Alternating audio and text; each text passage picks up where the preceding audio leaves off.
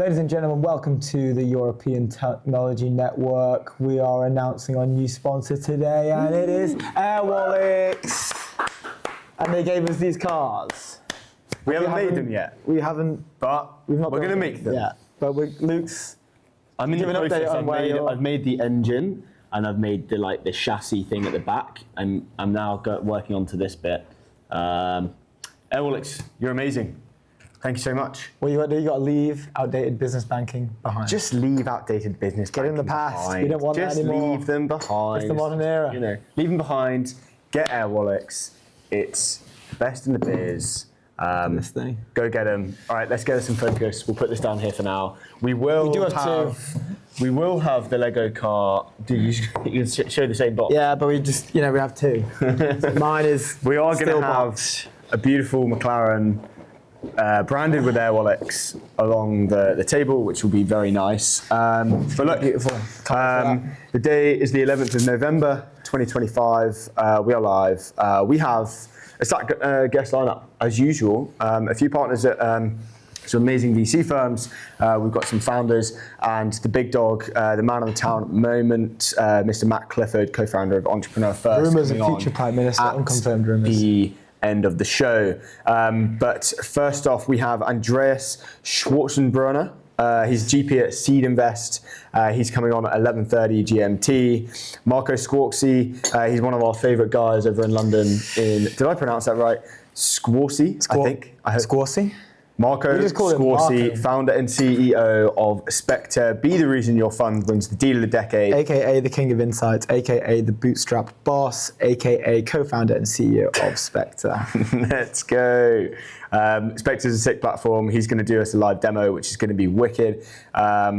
He's awesome. Then we have Tobias Bengenstahl. He is the GP at Antler, who may or may not be coming on with a linen blazer. I was on DM with him last night, and he mentioned that he's put it away for the winter, which is understandable. is So have we. usually like the whole So have year. we in our. We're now in our. Now wearing our Valerian Thanks merch. to Max. Beautiful Valerian merch. But I don't know. It's up for discussion. He might be joining with his linen blazer on. We will see. When I asked what he wanted to talk about, his response was, "I want to talk about kicking some Nordic/European founder ass on thinking bigger." So will be good to get into that. Then we have Fred Oliveira. He's the co-organizer of Lisbon AI and VP of Engineering at Capital Factory. Big guy on X. So He owns the on X, @F. It's one of the most goated ats I've ever seen. It's pretty wicked. So When we had props to him. a call I don't know how that.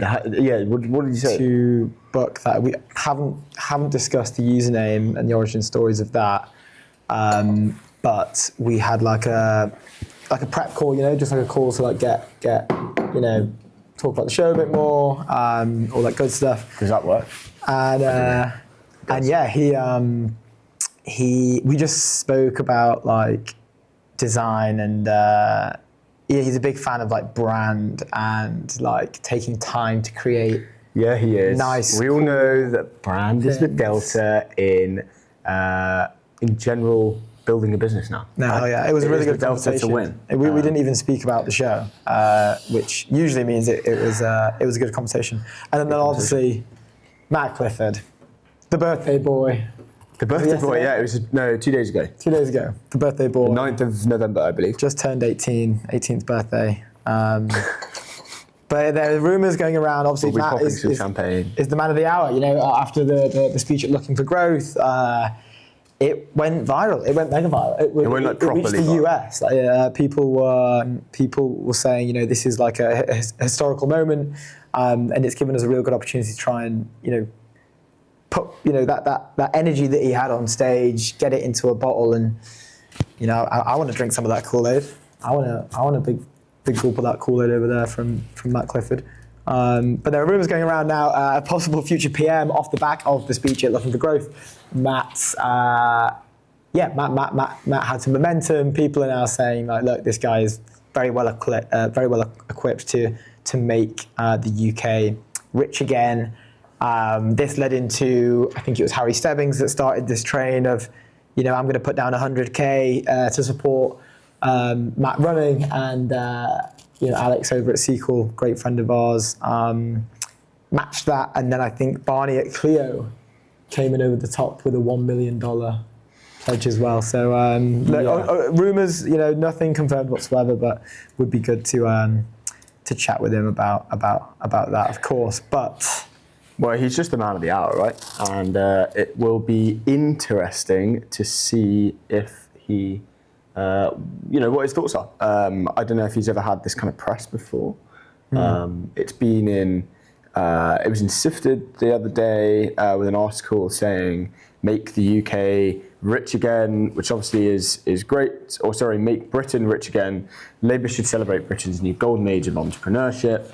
And this is an article by John Thornhill. He said, Entrepreneurs First co-founder Matt Clifford recently became a viral sensation after delivering a punchy and very un-British message: "We have to make the UK rich again." And obviously kind of talks about the extraordinary history Britain has had in discovery and invention. Clifford said... we can pull this up, actually. Yeah, let's pull this up. Get it on the but stream. Must now act urgently to remove all the cultural and legal institutional cruft stopping economic growth. Almost all of our other problems are downstream from stagnation, he said in an impassioned speech at a Looking for Growth event last month. Wealth as a nation gives us choices. Interesting. Entrepreneurs First collectively raised $10 billion, created more than 8,000 jobs. That is just British businesses overall.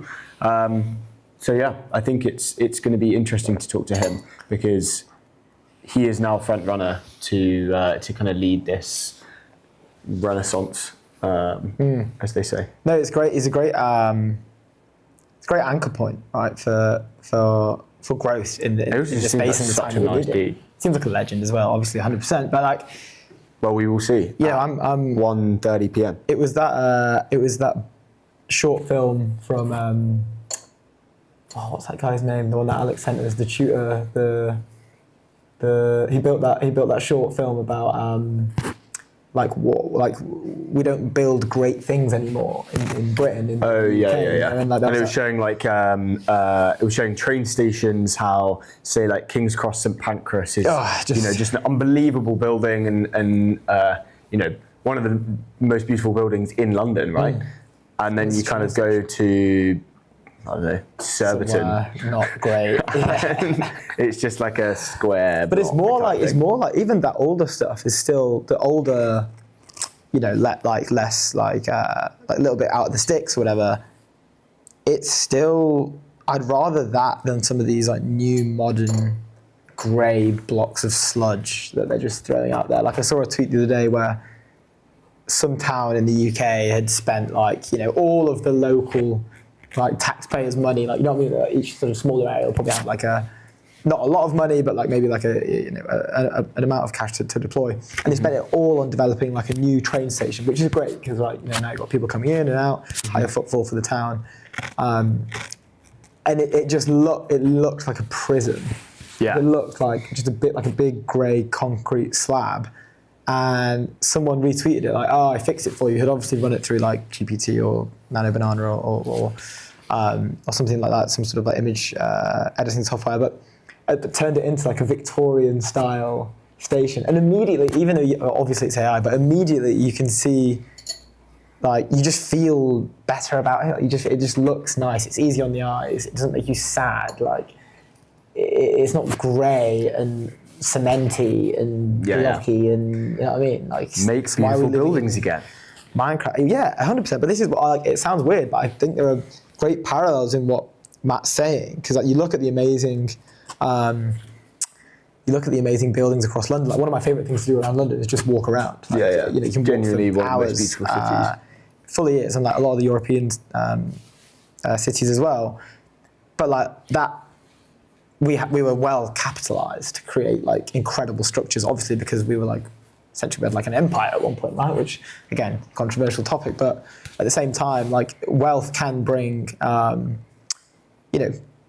choices and better infrastructure and what brings prosperity that therefore brings time, I guess, and then and choice. Yeah, well, And that's the great he freedom. summed it up so well. With, Yeah, like, he did. wealth as a nation just gives us choices, and it does. Like, it Yeah. just raises the standard of living. But like, So look, it's going to be very, very good to talk to him. He's coming Yeah. on at the end of the show for 20 minutes, and it will be exciting times. In other news, I want to touch on Anthropic. They have just opened pull it up. 2 offices or office locations in Paris and in Munich in Germany. They're hiring very aggressively in Europe, and it is their fastest growing region according to Sifted. Anthropic says EMEA has become one of the fastest growing regions, with the company's flagship AI model, Claude, being adopted by customers including BMW, Sanofi, as well as startups like Lovable, N26, and Dr. Lib, which is some French, like Decacorn or something, unicorn maybe.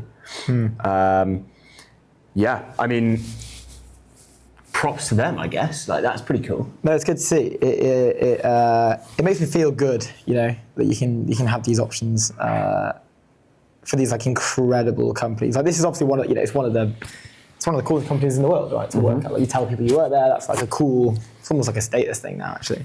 But I like how, I mean, it comes back to this whole thing. One, obviously, like expansion plans and capturing market, but like 2 is, I feel like it makes a lot of sense for Anthropic in particular, like less so OpenAI, just pure, well, one, okay, yeah, there's talent there, like discounted talent in Europe, as we always know. Like, the common theme seems to be, Well, I don't know. I mean, so Anthropic, there was news that came out the other day. Anthropic is aggressively hiring in its existing European hubs, offering salaries up to £340,000 to top AI engineers in London. That is like, what's that? Maybe $500K? yeah, something like that, 450. But still, I that's guess for like top AI engineering talent, you're kind of touching the sides. not touching you the know, like, sides, some of I these guess, guys are saying yeah. no to billion dollars. Obviously, this Yeah. isn't like the super intelligent. But is this stuff, like, this is going to be equity package as well, I assume? They're not. well, if they're throwing in equity as well as, if that 300K is including equity, then there's no way they're hiring. Because like, that's not unfortunately, but like, that would have to be just base salary. Yeah, Like, yeah, it would yeah. have to be just base salary. Yeah, It wouldn't yeah. even seem attractive. But like, with regards to, like, for Anthropic, I think it makes a lot more sense, because I'm pretty sure like a very large portion of their revenue comes from enterprise contracts instead of like the consumer angle, right? Like, OpenAI is dominated, like, revenue is just dominated by consumer. It's a consumer product. Anthropic, on the other hand, decided to go straight for like enterprise. You're seeing OpenAI now kind of like pivot into enterprise, but Anthropic seems to be the go-to platform for like enterprise, and you can know that just from like talking to people, right? Like, everyone you know, when they think of, who's not really in the tech bubble, when they think of like AI stuff, the first thing that comes to their mind is like GPT. And now that's become ChatGPT is the that's become like a verb. Yeah. Where it's like, you know, oh, I'll get an Uber, or like blah, blah, or like, oh, I'm going to Uber it. Yeah, yeah. Whereas Just now go it's on like, just ChatGPT. GPT it. Yeah, Or yeah. GPT'd it. It's like Googled it, you know. But it's very consumer baked. It's very consumer coded. Where I think like Anthropic is more. It's a lower enterprise barrier, but it means focused. you have to have this. Yeah, you've got to have the scale. I think a lot of the people that I know who work in tech or are tapped into tech, yeah, they're using Claude more than they are ChatGPT. They realise that, like, the LLM's better. I've always found Claude to. I mean, I've used both. I've always found Claude to I want to say hallucinate more in terms. I just don't feel like I trust it. It feels too much more of a closed Well, you got some closed suspicions. feeling when I'm when I'm using Claude, whereas on GPT I feel like it's Trusted. No, I feel higher trust. Maybe they need to like turn down the friendliness meter on the Maybe they do. on the Maybe they do, but that's my personal opinion. I'm maybe what do you feel like you use. I to be honest, like I don't really think use I've- Claude that much. Like, and to be honest, I only really use GPT as like minor tasks, but like kind of as a search engine now, which is dude. like hypocritical because I'm about to say that like I actually don't fully trust. Like, I remember ages ago I ran like a poker hand through GPT and was like, oh, like, you know, this is where I'm at in this hand, like this is the position I'm in. this is like the flop action. Like, what is the right play here? Yeah. Like, what's the highest percentage chance of me like winning this pot, whatever, like based off what play? And it gave me like a play, and I was pretty sure that it was wrong. So I had like a buck on like pre-flop ranges and this sort of stuff. And I went to the book and looked in the book, and the book was like, oh no, like, you should do this. And GPT gave me a different answer. So I asked it, and I was like, you 100% sure this is right? Like, and then it was like, this was back when it was like super like, yeah, like, yes, you are so smart. You are amazing. Like, when it was just like literally agreeing with everything. What a great take. Yeah. Which is like, again, like, let's just pick that up and ignore it, like, because you always kind of have to disregard whatever, it's always just going to be great idea or great. But like the actual, I'm £300,000 in debt, but I'm going to buy a Ferrari. Yeah, it's like, oh, what a great take! Wow, like, you're really thinking about it. Yeah, It's like, Ferrari's a great car. It's like, it's like I just heard a bit about. Yeah. What about my debt problem? My family that needs money. Ignoring all that. But it got it wrong, and then I was like, oh, you sure? And then it was like, yeah, you're absolutely right. Blah, blah. So ever since then, and obviously this was like a year and a half ago. So there's obviously been like incredible upgrades to the model since. But ever since then, I was kind of like, ooh, like, don't really like that, And it's weird, like with consumers, I guess kind of with enterprises as well, but with consumers, it's kind of like once you break the trust once, it's very, very hard to get it back. Yeah, that's standard procedure in any kind of company, I guess, right? So I want to talk. I just want to touch quickly. You got some else?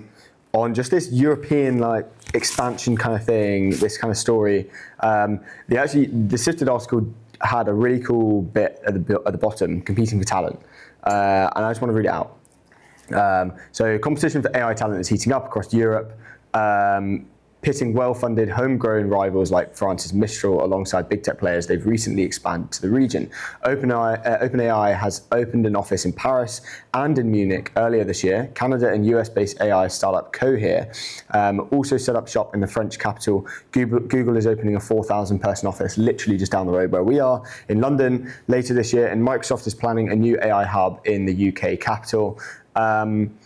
It's like heating up. You can literally see offices kind of sprouting literally everywhere. We're around King's Cross area in London, and the Google office is like so wow. We have an office next to the Google office, and you can see what's going on. The gym is mental in the Google office. Oh, really? And it's already got kit in it. Yeah, I went in there. It's already got kit in it. So it's not being used at the moment, but you can see like the builders like doing gym on the lunch break. For gas. Wait, is this the Google? The new Google office. The one that's being built next to I think it might be Facebook. No, it's not. It's Google. But Google is in front of us. Yeah. But they're moving from. Do you know that big one next to our office? Yeah, maybe it is Google. That is Google. But I've been in the one that's there. I remember I went in. The original Google, not original Google office, but the one that's up now. Yeah. the one that people are working in right now. Yeah. I went in there and I went in for lunch. I had a meeting there. So we were working across the road when we were Convergence, and the food was nuts. Like it was similar to Stripe actually when we went to Stripe. Like the food there was incredible and it was very nice. But like the Google one was just out of this world. It was like a next level of. Like I felt like I like sort of crawled out my pre-seed like AI startup into like Google and was like, I don't know, it looked like I hadn't been fed in like a year because I was just like piling stuff on my plate. Like, and everyone else has like a time, because they're all probably so bored of the food that they've got like, a potato and like one bit of broccoli, and I'm there with like 3 chicken breasts and like a load of rice and just piling it on. Stack up. Yeah, it's a bit embarrassing. Well, you got to get that protein in, right? So, true that. Good stuff. Would love to talk about Brian Johnson. We can pull something up from him as well. He basically took a load of shrooms recently, and he live streamed it. He live streamed the shroom taking. So Brian, obviously everyone knows who he is now. Brian Johnson, Don't Die, is going like super crazy on sort of, I guess in his own words, conquering death. And he So Kate Tolo, you can see in his post, is Brian's co-founder, took over his X account today as Brian took 5 grams of magic mushrooms to sort of explore the effects. You know, people are saying that microdosing it can be beneficial in certain areas in terms of like cognitive function and whatnot and creativity. And they took his phone, and Kate decided to report on how Brian was doing through the trip. And this is quite nuts, I think, because this is like, you know, aside from the fact that like this is the realm that he works in, he is like a huge founder. He's like a massive founder, and he's like live streaming himself like in black and white. It's like taking quotation marks drugs on the stream. But let's see if we can just scroll through this thread here. Here we go of it officially hitting, and he decided to just kind of chill. There was a great tweet about. So there's the stage one is Brian just like having a nap, just like on the floor with like, you know, mattress, all of this kind of stuff. And there's a great tweet. It was like your friend on a Tuesday at 3 p.m. Working from home. Oh yeah. I said that to one of my mates. Completely conked out. Who that is that. Yeah, no, I hear that. But no, really cool. Thought this was like quite funny. The whole thread is very interesting. I'd advise going to check it out. But yeah, no, I think it's different. You know, it's kind of like it's what X is all about. It's literally what X is all about. I kind of agree though, but now it's making me. It's like, okay, this guy's just a normal guy. Like, okay, he's not 100% normal, but I don't know if he's normal. He's. I like the fact that we can kind of come along with him on the journey. I like the fact that he's kind of like, you know, he's not just sort of like. He's just experimenting stuff, you know. I always feel like when he's out and about, like, is that not going to ruin surely just cry chamber yourself type thing. Like, if you really want to like live for like a few hundred years. I wonder if he's looked into that. He must like have done. Maybe not freeze himself, because like that's kind of cheating. But that is kind of cheating. That is kind of cheating. But the what I want him to do, what I'd love him to do is, because like I feel like when he's out and about on like podcasts and stuff, like, you know, it's raising his blood pressure, the questions that are saying, you know, that are being given to him, maybe that's making him stress and all this kind of stuff. It's like all of that is very, very micro, but he operates in the micro realm. Yeah, exactly. And he has you know, surely he can see those effects. He's got whatever, some form of Whoop band on or whatever to show the effects of general daily life. And surely he should look at his day, and I'm sure he does, and like go, what are the small micro things that I can take out of my day that reduce stress? Because stress has a huge impact on life expectancy. And how can I minimize all of that? And I feel like going on, you know, like social media is a dopamine thing, but you know, you might see a comment about you or whatever, and obviously he's in the limelight, and it's like that's stressful. Going on podcasts is stressful. The bright lights, all of that kind of stuff. Yeah. Like, it's super valid. I'm a bit like, hey dude, like chill out. Like, maybe it would be better, but then at what point, like, I think he'd have to become like a martyr then. It's like he's literally given up his life for the greater good of science. He kind of is already. True. I mean, obviously it's become his life now, so it's like, you know, that's fine. But, yeah, maybe. I don't know.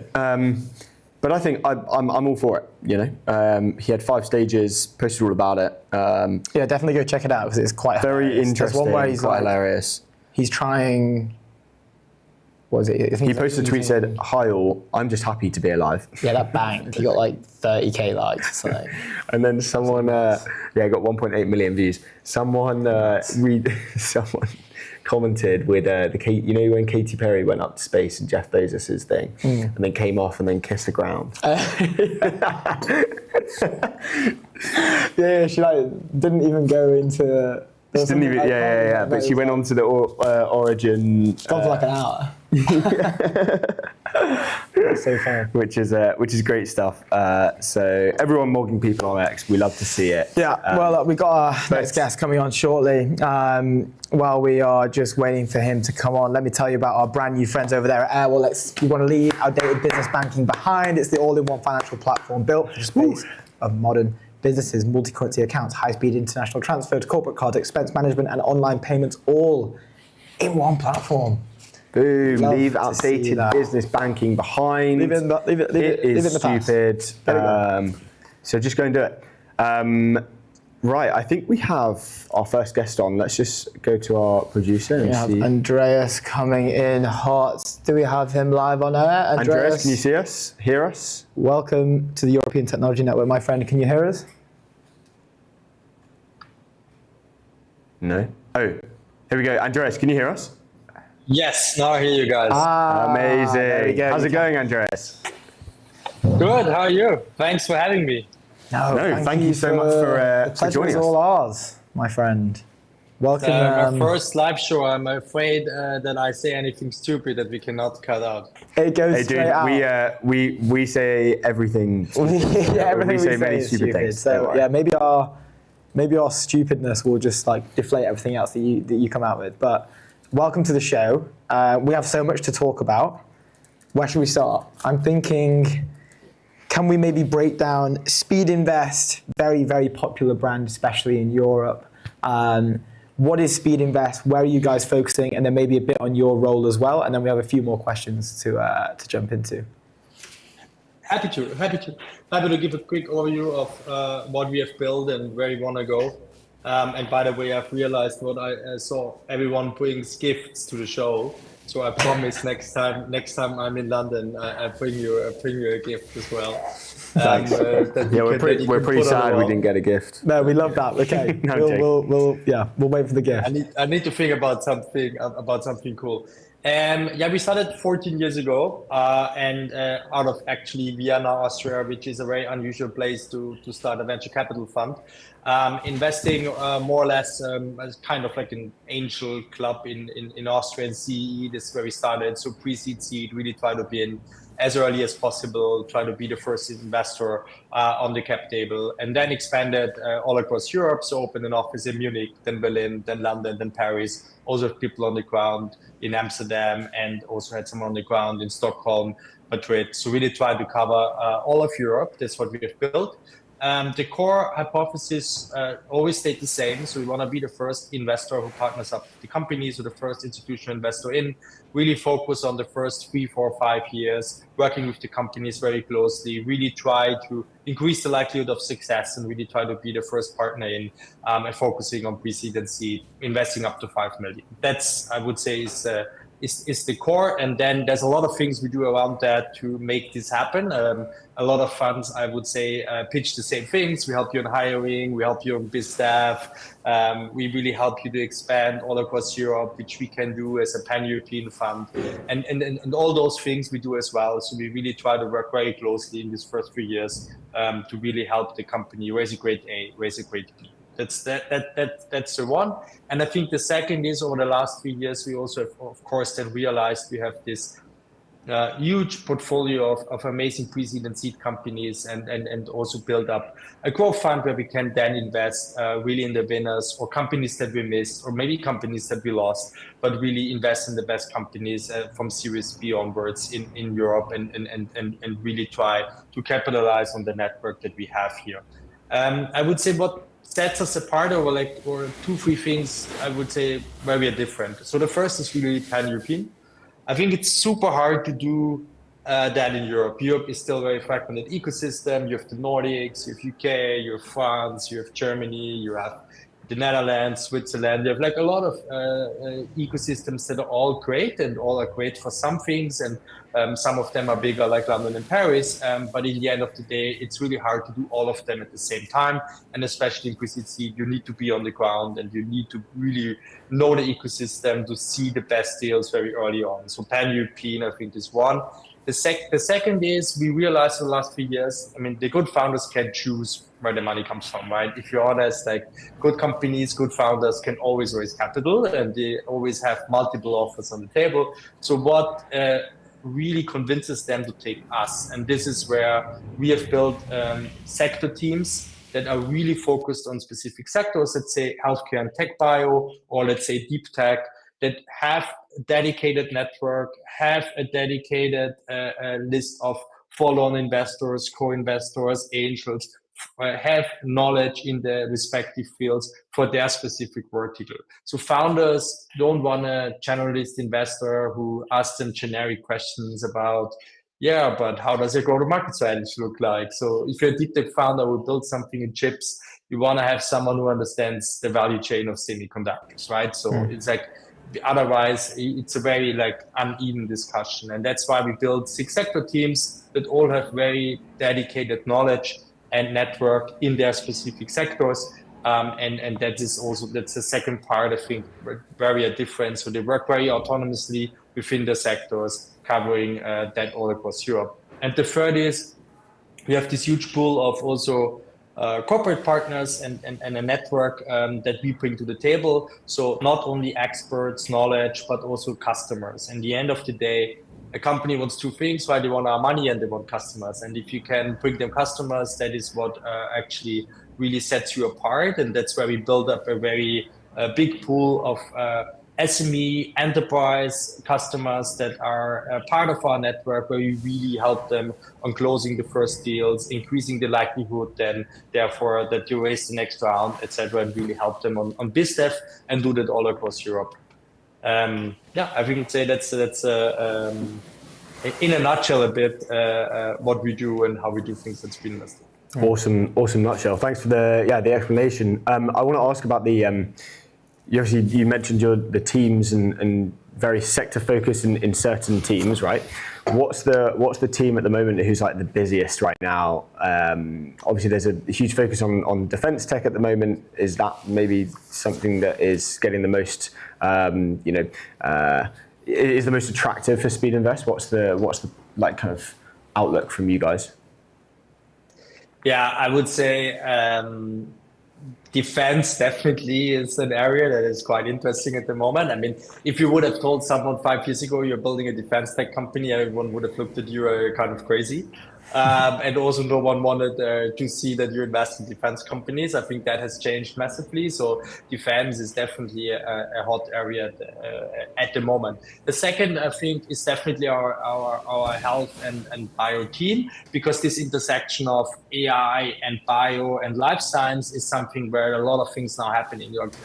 From disease detection to drug discovery, there's so many things on this intersection between AI and healthcare and life science now possible, that create like a lot of opportunities. All very big markets can create really large companies. So this is also an area where, especially last 2-3 years, we have seen a lot. The third is, of course, everything around on the application layer of AI. I mean, AI is a bit everything, right? Every one of our sector teams is, of course, driven by trends in AI. But I think where we see a lot is really sector-specific AI applications. Is it on industrial, let's say, automating procurement? Is it really on healthcare, as I said? Is it on specific productivity topics like automating customer support or other topics? Or is it really on new foundational applications that are very industry specific, where you need certain domain expertise, domain knowledge to really make this happen? So I would say like everything around, so to say, that value stack of AI is definitely the third topic that kept us very busy over the last year. That's awesome. You mentioned just on the intro, like this like specialization of maybe like partners or the investors on Speedinvest team, and obviously like we're seeing this across the whole of VC, right? Like the phrase you used, like maybe a couple of years ago, it'd be like, what's your GTM strategy? And it's a single investor that isn't essentially like specialized in a particular vertical. Is that just like, let's rewind like, I don't know, 20 years maybe, or maybe 15 years.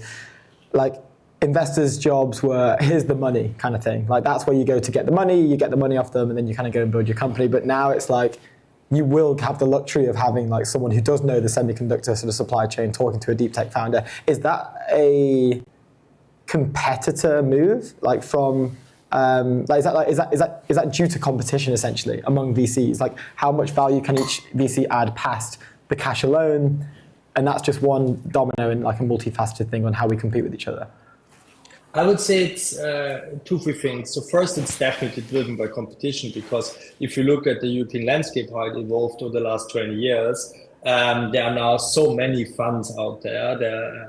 I even discover new funds on a weekly basis that I've never heard about, right? So there's so many new funds out there that are really trying to win deals. So it's definitely driven also by competition. You need to be very specific on what you stand for, why founders should choose you, etc. The second is also, I think it's also due to the maturity of the ecosystem. You have now way more proficient, on the one hand, proficient investors in their specific verticals, but you also have now founders that know way better what they want, what they need, and what it takes to build a great company. You have now the first founders who built the second or third generation of companies. You see ecosystems like London, Berlin, Munich, or Paris are actually quite mature already. So it's also driven a bit, let's say, I would say the demand from founders has also massively increased, especially the good ones. So they really know what really would help them in their journey. And this is also what they would expect from an investor.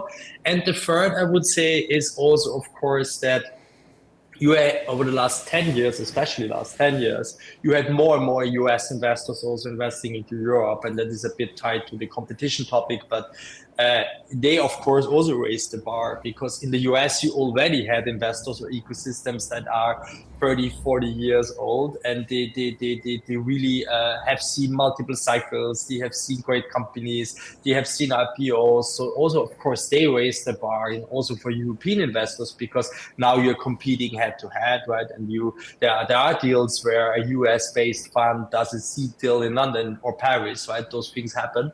And that's why I think that also brought in a very, would say, good competitive spirit into the market, that people really see, okay, you need to step up your game in order to win the best deals. And is that the fact that you guys are kind of based in Europe and you have that pan-European kind of, people on the ground basically everywhere, right? Is that's a competitive advantage for these guys? Obviously, like, you're seeing a lot more US capital coming into Europe at the moment. And I'm sure like the competition is just kind of going up and up and up as time goes on. Is that one of your value adds, I guess? Yeah, it's definitely one of the value adds, and I actually would say the US money is rather going down than up, I have to say. I think like until like 22, it was definitely a trend that a lot of US funds opened offices in Europe, invested more in Europe. Now it's more, again, I would say, declining to some extent. Some of them closed shop in Europe, etc. So I would say it's a mixed picture, but it's definitely something where at an early phase, you want someone on the ground or someone close who really work with you like very intensively. I think that's one, but the other is also, if you are a founder and you raise a seed, let's say, let's stick to a Speedinvest example, right? If you do pre-seed and seed, if you raise a pre-seed or seed with a US-based fund and they invest like 2 million in your company and they manage $1 billion fund, right? It's you either grow extremely fast in the next 2-3 years, or you don't matter at all, right? And then no one cares about you. And so, and I think that is also what I realized, which is quite interesting, that especially experienced founders who have done it for the second or third time are very picky who they choose for the first phase of the company, because they always know, if I'm doing well, I can always go to those guys and raise an A or B, because they have the flexibility, they have the firepower to also do larger rounds later. And I'm not necessarily the best partner for the first phase of the journey. And that is why I think also a lot of pre-seed seed funds in Europe that are either sector focused or have a very strong geographic footprint, still have a right to win and still see a lot of great companies. I mean, some of them you have also had on your show already, right? And I think that will still exist, because there is, of course, a certain advantage it has for founders in this early phase. Speaking of Europe in general, you were recently at a Future of Europe event and you put a post up on LinkedIn, and there was a cool quote in there,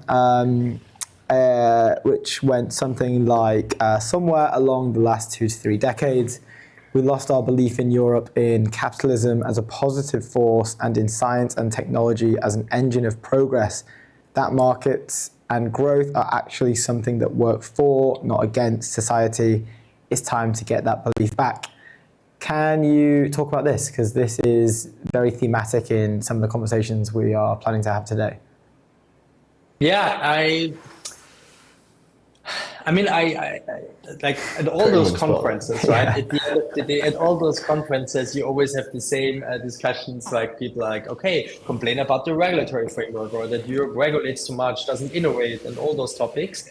And I always think those discussions kind of run also in circles, and I also believe at the same time that Europe has improved a lot, right? It's also people don't see the differences like 10 years ago or 20 years ago, and sometimes we always look at the present, but actually if you look at where we're coming from, a lot of it has happened, and also the urgency in Europe has massively increased, right? I mean, 10 years ago, no politician ever would have talked about venture capital. You wouldn't even know what it is. Right, and now it is like a really important driver of like how can we get back growth, how can we get back into let's say global competition with the US and China.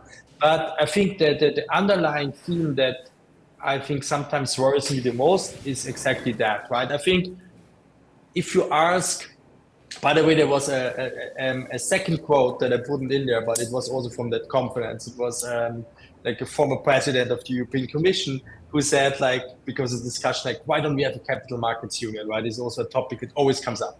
Like, and he said, it's very easy because a lot of countries don't like capital, a lot of countries don't like markets, and a lot of European countries don't like a union. So there's no capital markets union. And I think that that this is true for many European countries. We are a bit skeptical about everything that is related to capitalism, and I also think this has gotten a bit worse. And also we are skeptical about new innovation and technology. I mean, AI is the best example, right? We're talking about how can we, I don't know, save our old automotive OEMs. But we actually never talk about, okay, the world has moved on. What do we need to be competitive in 10, 20 years? What do we need to invest in? What are the capabilities we need from the whole data infrastructure side to what does a car mobility in the future look like? I mean, the problem is a bit in Europe that we don't lack the capital or the know-how. We do have the knowledge and we have amazing engineering talent in universities. Our problem is often that we are afraid of changing things and afraid of the future to some extent. And that is, I think, where the US is like, that's the biggest difference, I think, is that if something doesn't work, they kill it and they do something else, right? They're very unsentimental about that. And they're like, okay, it doesn't work, let's do something else. And we take way too long to realize that and focus on something new. And I think the core topics are that we don't believe that, let's say, market forces are for good, right? To kind of, we sometimes think we need to fight against it because we can change it. That's a bit also the European narrative.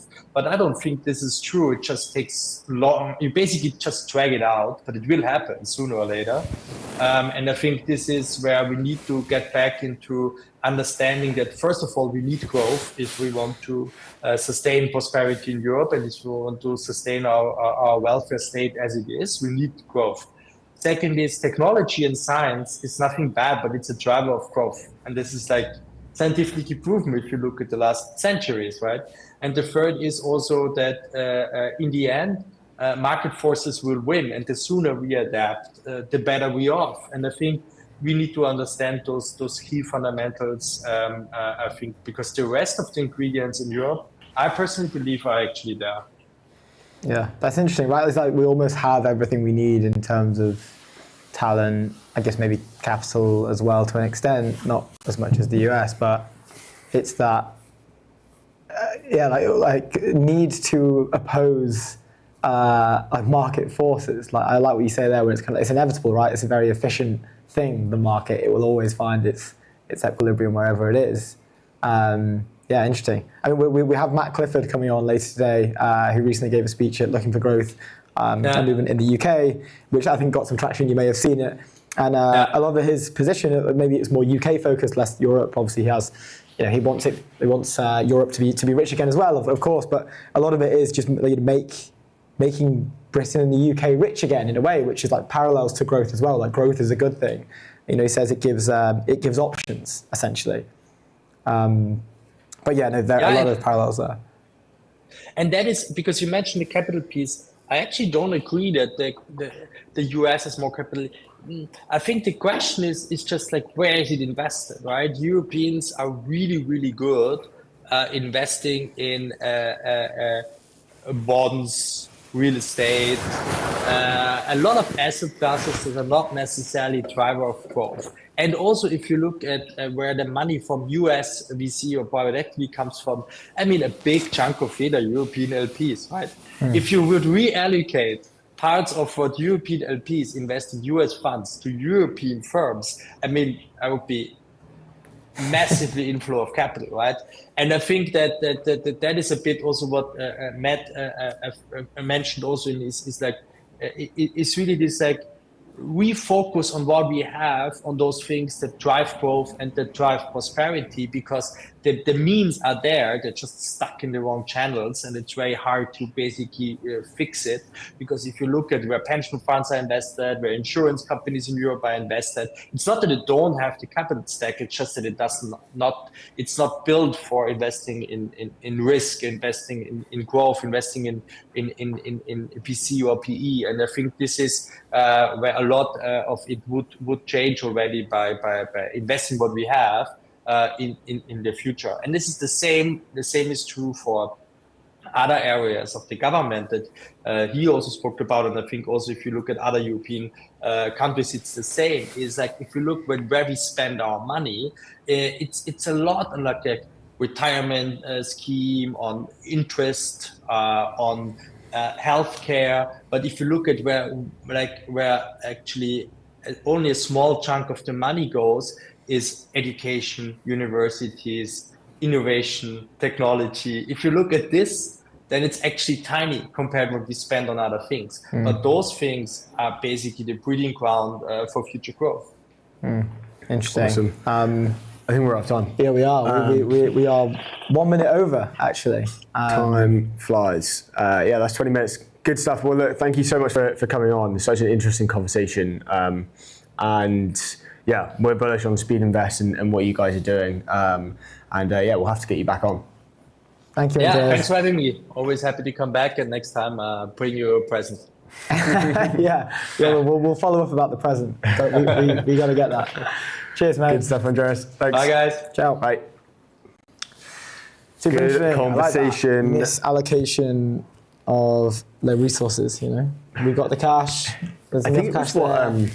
I don't know if it was, I don't want to name drop him for no reason, but someone said it's misallocation, and I can't remember who it was. But I think it's true. Like it's what he was saying, where if people in Europe, investors in Europe were to flood money into Europe instead of into kind of, you know, US firms, the influx of capital would be like vast.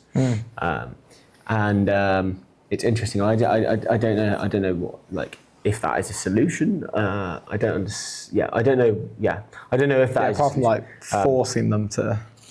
You can't be like, you have to now send money to Europe. Yeah, Probably, not again, a thing. going against And look, market we're not forces. like, we're not trying to preach that is the solution at all. I think we're strong for kind of global prosperity, and global prosperity includes the prosperity of Europe and the UK and all that kind of stuff.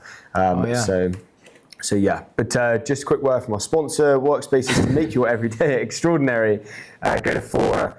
Premium flexible workspaces that drive performance, productivity, and well-being. Be surrounded by greatness and rub shoulders with some of the world's most exciting companies, like Convergence. That's You work Fora. for. Yeah, we got acquired. If you're working at Fora, you get acquired. Exactly. You heard it here first. That is financial advice. These gilets are too good. They're too It's warm. so warm. They're so warm. I'm incredibly Also, they're warm. kind of right getting now, in my mic space. I'm, so it's kind of, yeah, true actually. but look, thank you very I'm much, really Max. warm, but, which means it's for- working. Yeah, the gilets work. Well done. At what, Congratulations. warm at what cost? Like, it's a fashion piece. I'm obviously repping it. Exactly. Next up, we have Marco Scorsi. He is the CEO and co-founder of Spectre. AKA the bootstrapped boy, The bootstrapped aka boy. the king of insights, aka He's going to do a few live demos with us as well, which is going to be cool. We're going to talk about his origin story and all of that good stuff. So it is going to be good. I want to touch on Robinhood. The story came out of the Financial Times the other day. I think it was yesterday, I believe. If you pull it up onto the stream, Robinhood wants to allow amateur traders to invest in AI startups. I want to know if this is a good idea or not. US broker Robinhood plans to give amateur investors a route to put money into private artificial intelligence companies whose valuations had vastly increased. Chief Executive Vlad Tenev told the Financial Times that he is more interested in giving normal people exposure to the rapid growth of private AI companies than worrying about whether a bubble is forming in this sector. I think that's a great take, first of all. Second of all, so Robinhood, obviously, US company, they did open in the UK, I think May this year, maybe last year, something like that, fairly recently. So people over here can reap the rewards of this fund if it's going to happen, or has it happened? I don't know. So they rolled out tokenized shares of OpenAI and SpaceX. Yes, true. It was to the they launched the beta in the EU, Europe. and with the US couldn't get in, Yeah. which is really interesting. But that within was that as well, the regulatory. UK couldn't get in as well. But that was like really interesting, and I've spoke to a couple of people, and like kind of no one, because OpenAI put out a tweet after that was like, basically like, hey, this isn't cool. Like no one from our side has okayed. Yeah. So, Not like- good. They did a whole swanky like event. But again, then what are you buying then? Are you like, does it then become like a financial derivative? You know what I mean? Like essentially they're buying a bet. If you're buying a tokenized asset of OpenAI, are you just on the receiving end of someone else's trade? If that makes sense. Yeah, you are. So it's what Paddy was saying No one the other day. owns It's like an any SPV OpenAI. with an SPV type thing, where it's so you're benefiting off I'm off buying- someone. So you don't actually directly own the shares. You own the shares in the SPV, which then own the shares in No, but there's no like another shares. structure. There's no shares. Well, no, okay, OpenAI- fine. You own So whatever. I own your. Let's say you're like, I think OpenAI is going to go up. Am I buying? You're not just buying my sentiment. Although Robinhood did do a deal with Kalshi actually the other day. I love those guys. Yeah, they are cool. Yeah, in March, Robinhood partnered like- with Kalshi to launch its own prediction market business, offering traders shares in binary outcomes. What, in Whether a Robinhood? basketball team wins or loses, for example, amid a wider explosion in gambling in the US on sports, politics, and pop culture events. Obviously, this is a massive thing in the US. Europe and the UK haven't quite got there yet, but Have we not got them because of like regulations? I think it's regulatory. It is They're regulatory. having so much fun over there. So much prediction fun. market. Dude. So much fun. Yeah, we Having need to so get a much prediction fun, market missing going. out. That'd be quite cool. So like whoever it. wants to do that, come on the show and we can help you launch it. That'd be quite fun. Yeah, is there anyone building this in the Public UK? call out. Is there anyone building a prediction market in Europe? I mean, why would you build one when there's you might- not allowed to be a market for it? No one's probably building it. No, I feel like a VC. Unless it's like- I feel like a VC would like that story. That's a nice early. But I feel like it's story. like guaranteed dead end with that. At the moment, like zero yes. chance. At Of the well, I guess success. it's like yeah, you're just too early. But like I wonder if we you could do it in Europe. You could try and do it in Europe, and by the time you've built it, can you? you're banking on a lot there. You're banking on a lot, but then I guess you could like pivot to the US. I don't know. Yeah, no. You can go to the US. But I don't know. I think it's interesting if they're going to create this fund, with just normal investors being able to invest in private companies. Sorry, private normal people. sorry, they normal say. people Which I quite- being I find that able quite to funny, invest They use that. in private companies, especially with the AI boom. I don't know. Is that like? I think that Is that cures it, dodgy? man. Is that dodgy? I think that cures it. If I Cures what? cures these, this AI bubble bubble. fear, man, from. Yeah, but they're saying you normal can't like people. pump and dump type thing where like you buy and you can't like if you want to sell, it's not like you can. There's liquidity like straight away. It's not like a public stock. but like surely there would be someone else on the receiving end to buy that. Like, I assume so. I mean, but I guess if there's like enough demand where you could easily offload a couple opening up. whatever this said bubble is, if it does pop, it's yeah, I don't know.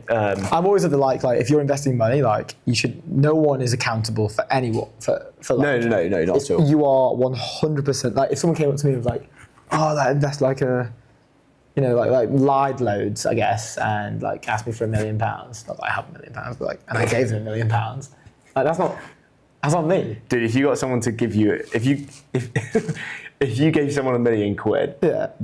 you just what? Yeah, I'm saying it's on me, right? Like it's on me. That's my. Yeah, I don't get it. That's my fault. Look, we have second guest on the show, Marco. Can you hear us? Let's go. We don't have video. We can hear you, but our lovely viewers and listeners can't see you on the stream. There are 2 links on the Gmeet. Could you hit? I think it's video, or is it Restream? Video. Riverside. Yeah, Can you if hit you, video? there's as another. well? There's another one as well. And then you're live and direct, and you're in the mix.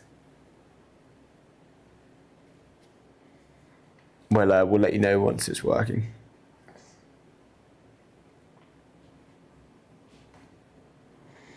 Should be coming in a sec. Just checking We with are our getting producer you on Orla. now. We are about to be good to go. I think Here we go. We're on. Marco Scorsi is live on ETN. How's it going, Marco? Hey guys, how's it going? It is going super well. Thank you for having me. No, thank you for joining us. You can see we've got our Spectre merch in a beautiful little spot over here. I saw it on the other episode. You'd love to hear it. We've been introing you as, I've been introing you as the King of Insights, aka the Bootstrapped Boss, aka co-founder and CEO of Spectre. And what do you do with Spectre? You be the reason that your fund wins the deal of the decade, obviously. Exactly. I can't get that out of my head. It's just like When I go to sleep at night, I see that in my dreams. You know. You're too amazing. kind. Right, dude. Let's jump in because we only have 20 minutes. What's new? Let's have an intro from you, and then we can go from there. Yeah, absolutely. I can start by introing Spectre. For sure. For the ones that don't know us already.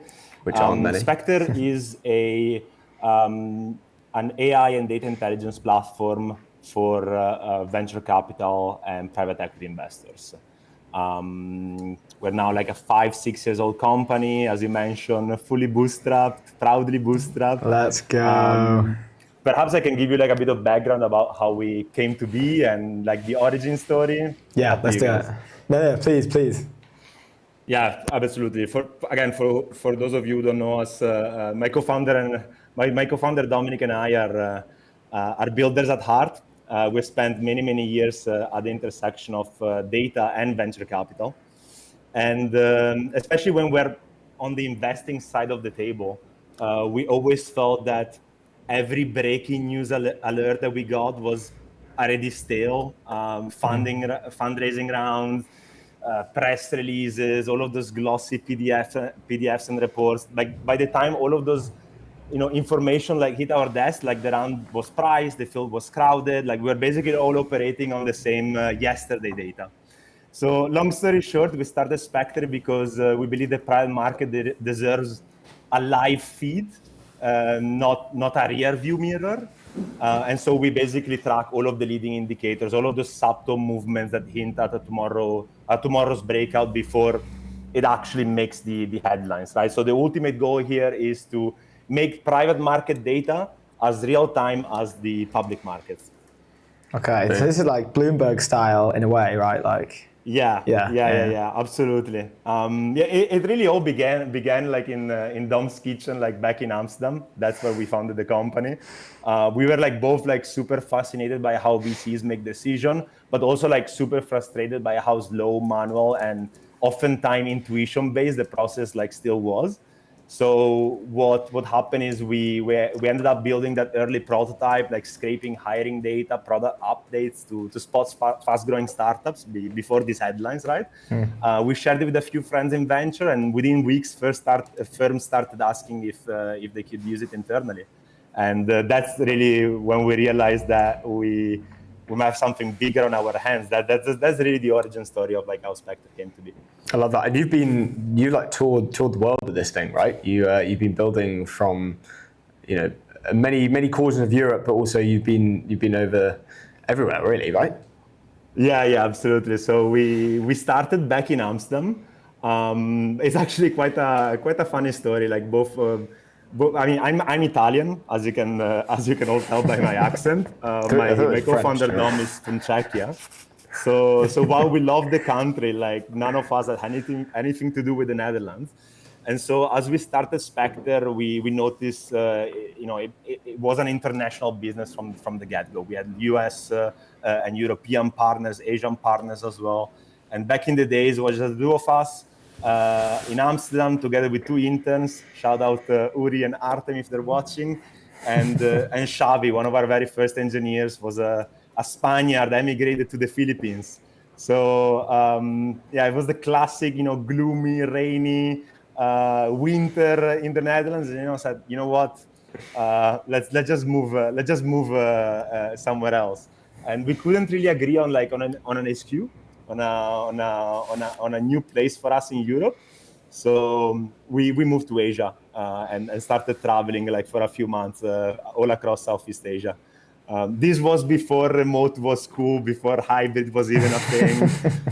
Unfortunately, COVID hit us, and we had to rush back to Europe with a bit of remote from all around the continent. And now we're in London. That's our new home is in London now. Awesome. So nice. I want to deep dive on, move on to your launch like yesterday, right? The real-time revenue signals. Let's hear about the product. Let's hear about what's new. Yeah, absolutely. So Spectre already tracks hundreds of data points about companies, people, and investors. A lot of these can be considered alternative data points. They are proxies for revenue, which is the ultimate holy grail of startup data. And so the past few months, we embarked a bit of a journey. We went down like a little bit of a rabbit hole because revenue is like one of the least transparent data points in private markets. Mm-hmm. So this product really was the brainchild of Dom, my co-founder, and Jan, our new chief of AI. We are basically listening to the entire internet web 24/7.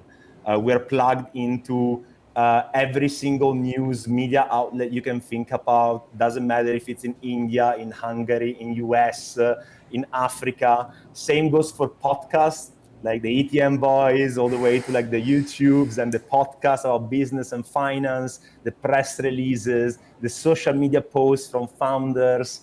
And the ultimate goal is to democratize revenue. So we're now building this real-time feed of real-time revenue mentions. It can be estimates, it can be confirmed by the founders, it can be ARR, revenue, GMV, run rate. We're just building this massive data feed of signals. And then from there, the ultimate goal is to have revenue data for the entire market worldwide. So cool. It's really acting as the base. And very excited about it. That's so cool. I had a question when you released it that I've always wanted to ask is like, how you mentioned it is like estimates, right? But how do you know when a founder might be inflating their revenue, and there's stories of that happening? Like do you have to add a kind of caveat to that and say, oh, like this might be an estimate or whatever? Yeah, absolutely. So right now we're collecting all sorts of different revenue metrics.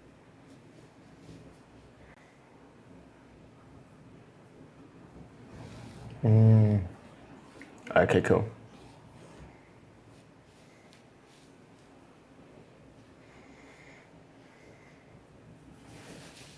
It really doesn't exist anywhere else. Like the best you can do for certain countries in Europe is plug into the Chamber of Commerce's and like consume data from 2 years ago. So you're always like lagging behind. So right now it's about aggregating as much as possible, give it a confidence score, and from there building that training data set to build very, very reliable estimates in the future. That's like from a like, you know, the main use case that you're referring to is obviously like VCs use it to, you know, I guess win the deal of the decade, right? Being the fund wins the deal of the decade. But BDRs, sales teams, like I used to be a BDR, and I'm picturing myself now having access to live real-time news on every single company I could possibly need, from every single news source I could possibly need. It's highly right? relevant as well. It's highly relevant as well. Of course, like we come from the world of venture and we're staying true to the world of venture. So we're building quite a verticalized company within venture capital and private equity, but the applications are really limitless. Like think of it from this perspective, like most databases out there are fairly static. They're all following a very noble mission, which is to bring transparency to the private markets. If you wish, like like a very, very simple analogy would be building a Wikipedia for startups. At Spectre, we cover that fundamental layer, that informative layer to the private market, but we are very, very focused on building that intelligence, that signaling layer to the private market. And it's really all about those real-time signals. So we usually like surface the first inch of momentum at three different layers: companies, people, and investors. At the company level, it can literally be anything. It can be hiring velocity, product usage footprints. It can be web traffic data, app downloads, social media engagement, stealth partnership breadcrumbs, like pretty much all of the alternative growth signals that tell the story well before a funding announcement or well before the next growth stage of a company. Then you get people. It's really all about the real-time career moves across social media, across Chamber of Commerces and many other alternative sources. So it's really all about spotting that, engineer at Palantir now leaving to build the next category definer the moment it actually happens. Of course, that is a gold signal from a VC standpoint, but also for business development, change in decision makers, newcomers, leavers, and so forth. And the same goes for investor data as well. The vast majority of the market is still used to those lagging indicators. Hey, Sequoia and Andreessen Horowitz now back this company. It's a great piece of data, but it doesn't really help me as an investor, or it doesn't really help me as a BDR to really take things to the next level. So what we do at Spectre is we track all of those micro interactions between people, and we connect the dots. Like, who are the top angels, top tier 1 VCs, corporate venture teams, like all of these sector specialists, who are they connecting with, who are they interacting, which companies are they targeting well before the actual transaction is public, well before the term sheet is closed. So the same applies obviously to revenue as well. It's one of those additional data points that can help bring transparency to momentum and growth. Yeah. I mean, it's something that we've used like loads in the past, right? Like for research on companies for the show even. Like we can just type it, or even like plotting out talent signals and talent moves and understanding like who in the market is moving where, like filtered down on like only Europe or only in the UK, or like here are these 50 and 20 companies that I like. Can you tell me who's moving like in between these 20 in this sort of like closed system? Like there are so many. Yeah, I think it's also interesting with the obviously you have these kind of big global VC firms, but now especially like over time you can see more and more kind of like individual GPs starting up their own kind of shop, like singular people who can raise huge funds. I mean, an example is Avantic Capital. Matt, he can just kind of, I think he raised 400 million. Yeah, it's like solid GP for Europe. Yeah, and so you can see people like that using Spectre as like, that's their, that's where they find deal flow, that's where they kind of do their analysis, all of that kind of stuff can all just like happen in-house. And it's crazy. Have you seen like an uptake of people over time just doing kind of solo GP stuff, even like in kind of PE and like roll-ups and all that kind of stuff? Yeah, absolutely. This is definitely like a very, very big trend in the whole world of venture, like worldwide, really. Yeah. Like, if you think about the past 5 years, that's like actually like linked to like the launch of Spectre, we've seen like this rise of data-driven VC, data-driven investing. It's quite a theme, it's quite a topic in the industry nowadays.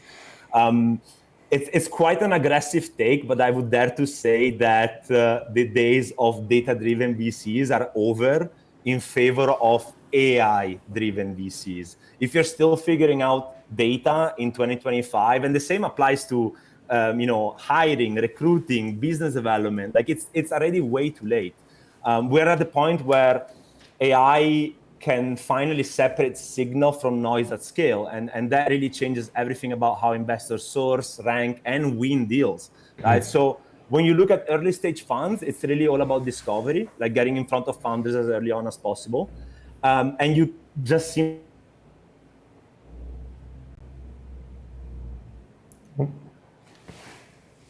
We lost him. Can you hear me? No. We may have lost our good boy, Marco. He is. We lost our brother. He's gone. Is he gone? Are we going to get him back on? I don't know. This Let's is see. interesting. Well, we've got the room there waiting for him. Should we drop him a note? Let's drop him a note and see what's up. Quick word from our sponsor. Let's leave outdated business banking behind. You got to leave it behind. The all-in-one financial platform built for the pace of modern business, multi-currency accounts, high-speed international transfers, corporate cards, expense management, and online payments, all on one platform. Airwallex, insane company. They gave us a McLaren, so go check them out. We are working in the background to find out what happened to the bootstrapped boss. I thought after that monologue he would be back. The Bootstrap boss is gone. I wanted to do a bit of a deep dive. He was going to do a live demo for us. This is rough. I'm going to shoot him an email. Shoot him an email. See what's up. He'll join again. Yeah. Team's working on it. Do not fear. Marco may be here again. We can extend the time as well. So Good. yeah. Okay, send him an email. See where he got. Maybe just lost in the abyss. He was just so lost in the source of amazing insights, right? Maybe just carried him away. Sorry guys, got to go. I'm creating the Wikipedia There for was private some markets. there was some real news that I had to jump on. Anyway, Marco, thanks for coming on. We'll Regardless, see if he comes back We'll see on. if he's not Have you invited around. him back on? I wonder if his laptop died actually. Maybe. Yeah, I just emailed That's saying like we lost you, bro. Yeah. Peace out. Sorry, brother. No man left behind. But in this case, he's been left behind. Next guest, anyway, Tobias over at Antler. Yeah. Well, also, Bit just of a let's go on VC day theme. today. No? Bit of a VC day. Yeah, a bit of a VC day. Even Spectre is very VC verticalized related. platform. I want to talk about Gamma. It's a $2.1 billion valuation, 100 million ARR. Yeah. Have you used them before? They're actually kind of cool. I've never used them before, but Let me pull what's up the interesting TechCrunch is, article. and we also we were just talking about this with Marco. Obviously, it announced a 68 million Series B, led by A16Z, and crossed 100 million in revenue with a team of just 50 people. We're obviously talking to Marco about the how lean teams can be now with these platforms. So, say for example, Spectre, the data analytics platform. You can go, and there's a ton of solo GPs, doing their thing and doing very, very well. And it's because of this amazing ability for for kind of leverage it, I guess. You can leverage this amazing technology. And so the fact that this company, Gamma, $2 million in revenue per employee, that's pretty mental. That's nuts. Ravish That's Agrawal, he commented and just basically said, but the real magic is the leverage. What 50 people can do when they care deeply, move fast, and trust each other. You can have $2 million of revenue per employee. A juicy 100 mil ARR. These guys are new. 100 mil ARR I only with a saw them. 50-person company is wild. I only saw them when less than a year ago, like 6 months ago maybe. But Yeah, dubbed as the AI PowerPoint killer, Gamma hits a 2.1 billion valuation, 100 million ARR, founder says. Gamma, a startup that creates AI-generated presentations, websites, and social media posts, announced on Monday a 68 million Series B round at a 2.1 billion valuation, led by Andreessen Horowitz. Co-founder and CEO Grant Lee posted on X that the company has profitably hit 100 million ARR with 70 million users. The startup hit 50 million profitability in its first 2 years, in a post previously done by Lee, the founder. Gamma last raised a 12 million Series A round, led by Excel in 2024. I've used it. It's pretty good. That's what I'd say. It's like Nice. That's a good take. it's It's a great take. it's pretty good. It does like, its job. It's good if. I was gonna say it's good. It's good if you don't really care like what the other person thinks of like the quality of the work you submit. But that's not a good fair. take. But it's kind of true. It's not like you look at like the stuff that Sammy did for us, right? Like Or designer. yeah, and it's beautiful. It's absolutely beautiful. This, I think, is the way I could see myself using Gamma is if I'm working internally. Internal decks. Yeah. And it's like, oh, can we just make a quick presentation about this? I need to I need to present this to people, and I need. But can it it not can it not be like a V1 where it helps you create the presentation, and then you can go into more of a kind of design-centric platform to then design out the content that you've created on. So like the way I would do it, I think in the workflow I would use is Gamma helps me create the the presentation, whatever I'm creating. Allows me to pull the insights and allows me to create a very rough, I guess, design and all of this kind of stuff. But design meaning putting content in the place that it should be in, and then going into a design-centric platform like a Figma or a Canva, I guess, or whatever, and making the design look nice. Yeah, get the bare bones done. Bare bones done. V1 like solid, because once the content's good, then you can kind of forget about it. You can kind of forget about it, right? Like the content is done now. Now shift focus into design. Yeah. Yeah. That's super fair. Yeah. No qualms, right? no and if it qualms is to an that. internal deck, you don't need to go and do the design. Just like making Gamma, bang, done. Yeah, I feel like if you're at a larger company, sometimes the slides have to be looking good.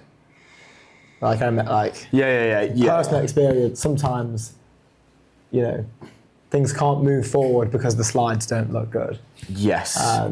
Exactly. I think if any startup is like pre-seed anyway, is using slides to communicate. But I'd probably short that pre-seed startup. That is very true. I'd go on to Robinhood and buy some tokenized shorts. That's true. I'm just going to get a charger. Okay. I apologise. All good. You grab a charger. While Luke's grabbing his charger, let me tell you about our friends over there at ACI.dev. It's the open source middleware to control, govern, and observe AI access to your tools and your data. Next guest coming on at 12:30 is our friend Tobias, general partner over there at Antler. Antler, friends of the stream. We're having a chat with them later in the week, actually, I believe, which is going to be fun. But Tobias is going to come on, talk about what's going on in Antlerland, talk about Stockholm, talk about Project Europe experience, talk about the Gente law in Stockholm, and how do we win? How do we win, whether you're a VC or whether you're a founder? How do we win? In other news, we've had a interesting article come out that I saw on X the other day. I'd love to pull this one up.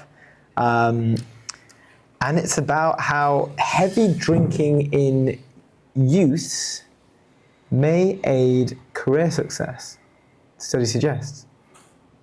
Research on more than 3,000 people, pretty large sample size, found those who binge drink in their late teens and 20s later achieved higher education and income levels.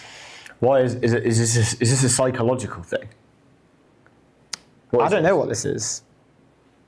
This is just something that came out the other day. And this is from our friends over at City AM as well. Is it? Yeah, we like City AM. Did they put this out? She is an opinion and features editor. So thanks to List Envy. She's opinion and features editor at City AM. 1.4 million views. Yeah. It's wild. Yeah.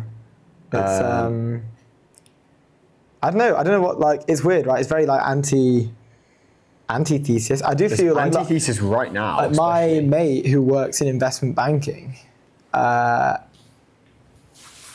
less so now, but in the earlier years of his career, he kind of like had to drink.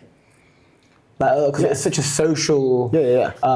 Where you go out with clients, you know, it gets deal. But it's like every night though. It's Yeah. like constantly, you know, you're going out with clients. I mean, it's all going out with clients really, but it's like maybe going to Paris one night. or you're going out with like, you know, like the lawyers that you're working with on a deal. Yeah. Getting drunk with the lawyers. Yeah, it happens, right? Someone had a good take on this. It was like, I think it was Professor Mr. Scott Galloway. He was saying, I'm pretty sure he said in maybe one of his podcasts or whatever, some of the content that he created, basically like, when you're young, you can kind of like really, you're so young that like your liver is actually like pretty strong. You just right? beat it up, you know that. But you kind of just beat it up, like you're fine. Like you're fine, basically. You can kind of really go to town, and you know, say you're mid-20s. By the time you're kind of 30s, 35s, like obviously, like maybe chill out a little bit, but like it's pretty regenerative. It can Yeah, regenerate. it can take a few hits. It can take a few hits. Take a few knocks. And so like, and the social side of drinking, you know, he talks about a lot about kind of, especially male loneliness, but loneliness in general. So I'm so hot in this. The kind of function of alcohol is a social function, and so social lubricant. that social function far outweighs the potential health, you know, detriments that are going to happen. Okay, yeah. Fair. But what But if also you the like, fact that you can, what you if know, you're just drinking alone? well, no, obviously that's bad. That's called an alcohol problem. you're not having fun then, right? No. But what I'm saying is like less people are going to the pub and less people are doing this and less people whatever. And it's Yeah. like no. Why do that? Yeah. Go and Yeah, enjoy yeah. yourself. Go You know, because you're not going. If you're not going to the pub because of health reasons, it's like that is a stupid argument. Basically, is what he's saying. I think there's nuance within that though. But like flat. That's what he's saying. Stupid argument. Like health problems like that includes like a lot of stuff. So I wouldn't say like, What do you mean? like If you're a healthy 22-year-old, yeah. you're They should go and have some fun, you know, crack on. I agree with that. even if you're a healthy 25, 26-year-old, Yeah, and no, you're I not going agree. to the pub because of health reasons, like he's saying, the health implications of you drinking at such a young age far are far diminished by the social action of going out drinking Yeah, and having with fun friends and stuff. bonding and Yeah. having a good time. Yeah. No, fair enough. And you can kick back, you know, you're young, so it's fine. No, I agree. So I back this, but I think this is more of a psychological thing. Heavy drinking in youth may aid career success. Like research found that those who binge drink in their late teens, and 20s, later achieved higher education and income levels. Maybe it's like kind of got it out of their system, you know? Maybe, and then they lock in. Yeah, because like I met a few people at uni that may have like sort of got exposed to that a bit later. I mean, I guess you're still in your teens at uni, to be fair, but like late teens anyway. But like, it was clear that like not more like some people were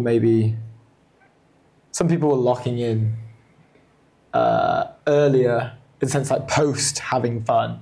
Do you mean they had the fun, then they locked in? Yeah. Because like if the fun is delayed, you know, because it's like you don't want to be having too much fun too late, right? You kind of want to be locking in from an earlier age if you can. Yeah. If you can, obviously. It's one of those weird balances of human Who life. knows though? You know, it's a tough thing to get right. When does one lock in?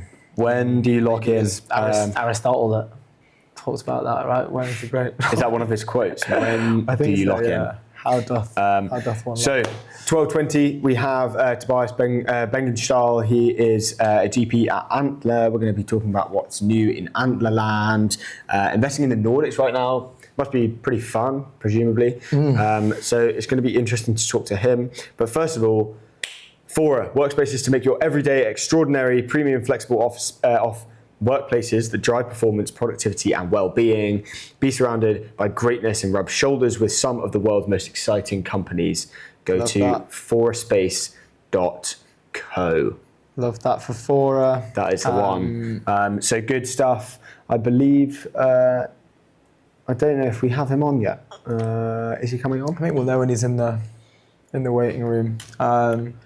So sad about. Marco. I know we lost our. We could get him on for the last 10 minutes of the show, maybe. We lost our guy. Between 1:50 and 2. Our boy Marco. Let's go. Let's go. Video, no. We need. I think, Tobias, we need hold you on video.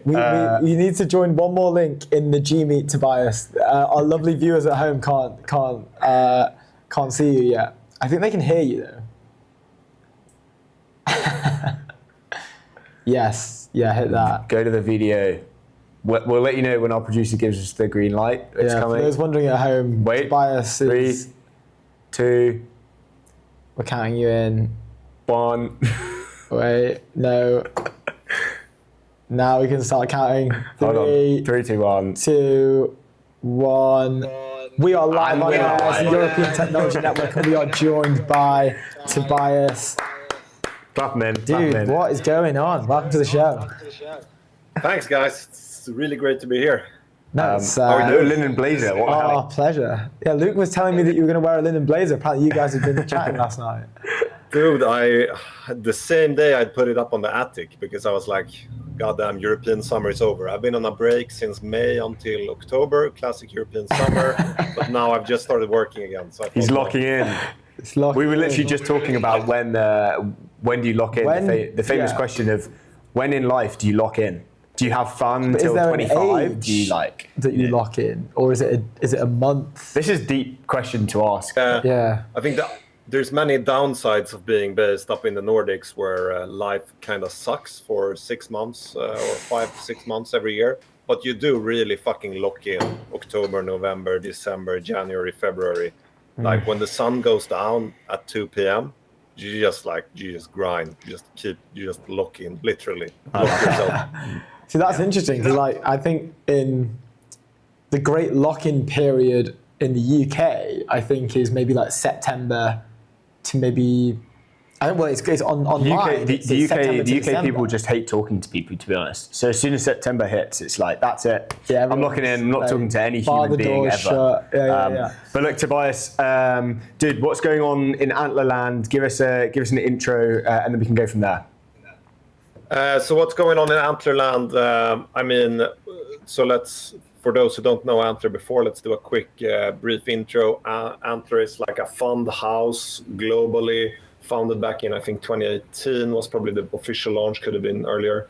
Now at $1.4, I think, billion under management. We've been growing very, very quickly to be an early stage mandate. We're now across 30 different locations. And then a growth fund on top of that. So in each location, we run our very early stage pre-seed investing. And I'm obviously a partner here in Stockholm for our Nordic fund with offices Stockholm, Oslo, Helsinki, and Copenhagen. And what's happening is just like, it's a great freaking time to be in early stage. I mean, you see now all across Europe how being in seed, where before in Europe, you've had very, very cautious seed investing. You've waited quite far. You've wanted to see a lot of proof, a lot of ARR and everything. And now everyone is waiting as a Nordic or European seed investor. You just see the multi-stage investing funds coming in and snipe up all the good deals, which makes it really, really good and really, really fun to be in the very early stages. So that's what's up. What's happening is just like we're seeing so much talent starting companies right now here in Stockholm. I mean, not surprisingly, I guess, we have Lovable as the shining light, and then we have Legora, Tandem Health, Sana Labs, all of this. And for me, who's been in the Stockholm tech ecosystem for more than 10 years, there's never been this optimism, and it's never been so obvious for someone who's like 20, 25 years old and super talented that starting a company just makes total sense. And going all in, locking in at a very young age is a very, very reasonable move to do. Yeah, that's wicked to hear. I recently watched an interview with Luca Ferrari at Bending Spoons, and he was saying how Bending Spoons is almost like a bit of a beacon for founders in Europe. That's why they stayed in Milan and Italy, and obviously they have operations globally. But it's a proof to show that you can build incredible businesses in these places, and that's what kind of spurs on entrepreneurship. Do you think like that is, you know, what was like Anton and the guys over at Lovable? What's their like? That's their main impact for like Stockholm. Do you think that was like a catalyst for it? For sure. I think, so if we're back to do some history, the first part is that this is not like the first wave in Stockholm. It is the third wave. We have the Skype era first. I think the first European unicorn, obviously not only Swedish, also quite Estonian and a little bit Danish, but very much claimed by us Swedes. And a lot of talent that came from there. Then we had the second generation, which was really Spotify and Klarna, late 00s. And now when you have the third generation, obviously Lovable and the aforementioned, these guys have been growing up with Stockholm having a tech ecosystem. So for them, it's not weird that you can build a global company like Skype or Spotify from Stockholm, of course expanding with talent and everything elsewhere, but really being based here and having your actual headquarters here. So I think that's the history, and then leading up to now, I think Anton has had a tremendous effect on both operators and founders and also investors here. I think everyone has stepped up, and I mean I think he's saying it less often now, but for some time, every time I opened like social media, it was Anton saying we're building $1 trillion company out of Stockholm or out of Europe. And I think, let's see, right, if it turns into that or not, but just saying that should be possible, that's where we should aim, actually lifted an entire continent 1,000x. Before that, building a unicorn was so cool, and whenever it became a unicorn, we sold it to some American company, and then we were like patting each other on the back. Oh my God, congrats guys, you became a unicorn. Then Anton comes around and he's the unicorn after, less than a year or whatever. And then he says, I'm building $1 trillion valued company. That is the new target. And everyone just steps up to that. I completely agree. You said something just then that was really interesting about like the power of even just vocalizing it, right? Even just saying it. And I was chatting with Luke and I were at a dinner with a couple of friends recently, and I was discussing this exact thing that you mentioned here, like the power of just sort of being more vocal about successes, or like the plans to succeed or the plans to be great. And it was actually a friend of mine that shared with me like a piece of information regarding like prior to the Industrial Revolution in the UK. If you go onto Google like word search, you can see that the print number of the number of times that the words like hope and optimism and futuristic and future were printed in the years running up to the Industrial Revolution. It was like 3 years prior to the Industrial Revolution like even starting. But you see an increase in an influx in the words being spoken that have these like connotations to a future of growth and prosperity, which I thought was ridiculous. I thought that was mental. I thought that was so interesting.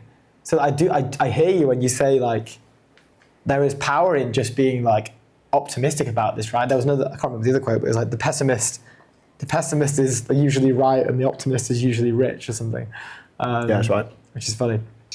And you guys, just as you spend all your waking time thinking about the future, thinking about tech, thinking about startups, right? So we're always at the forefront. For us, the AI revolution has already happened.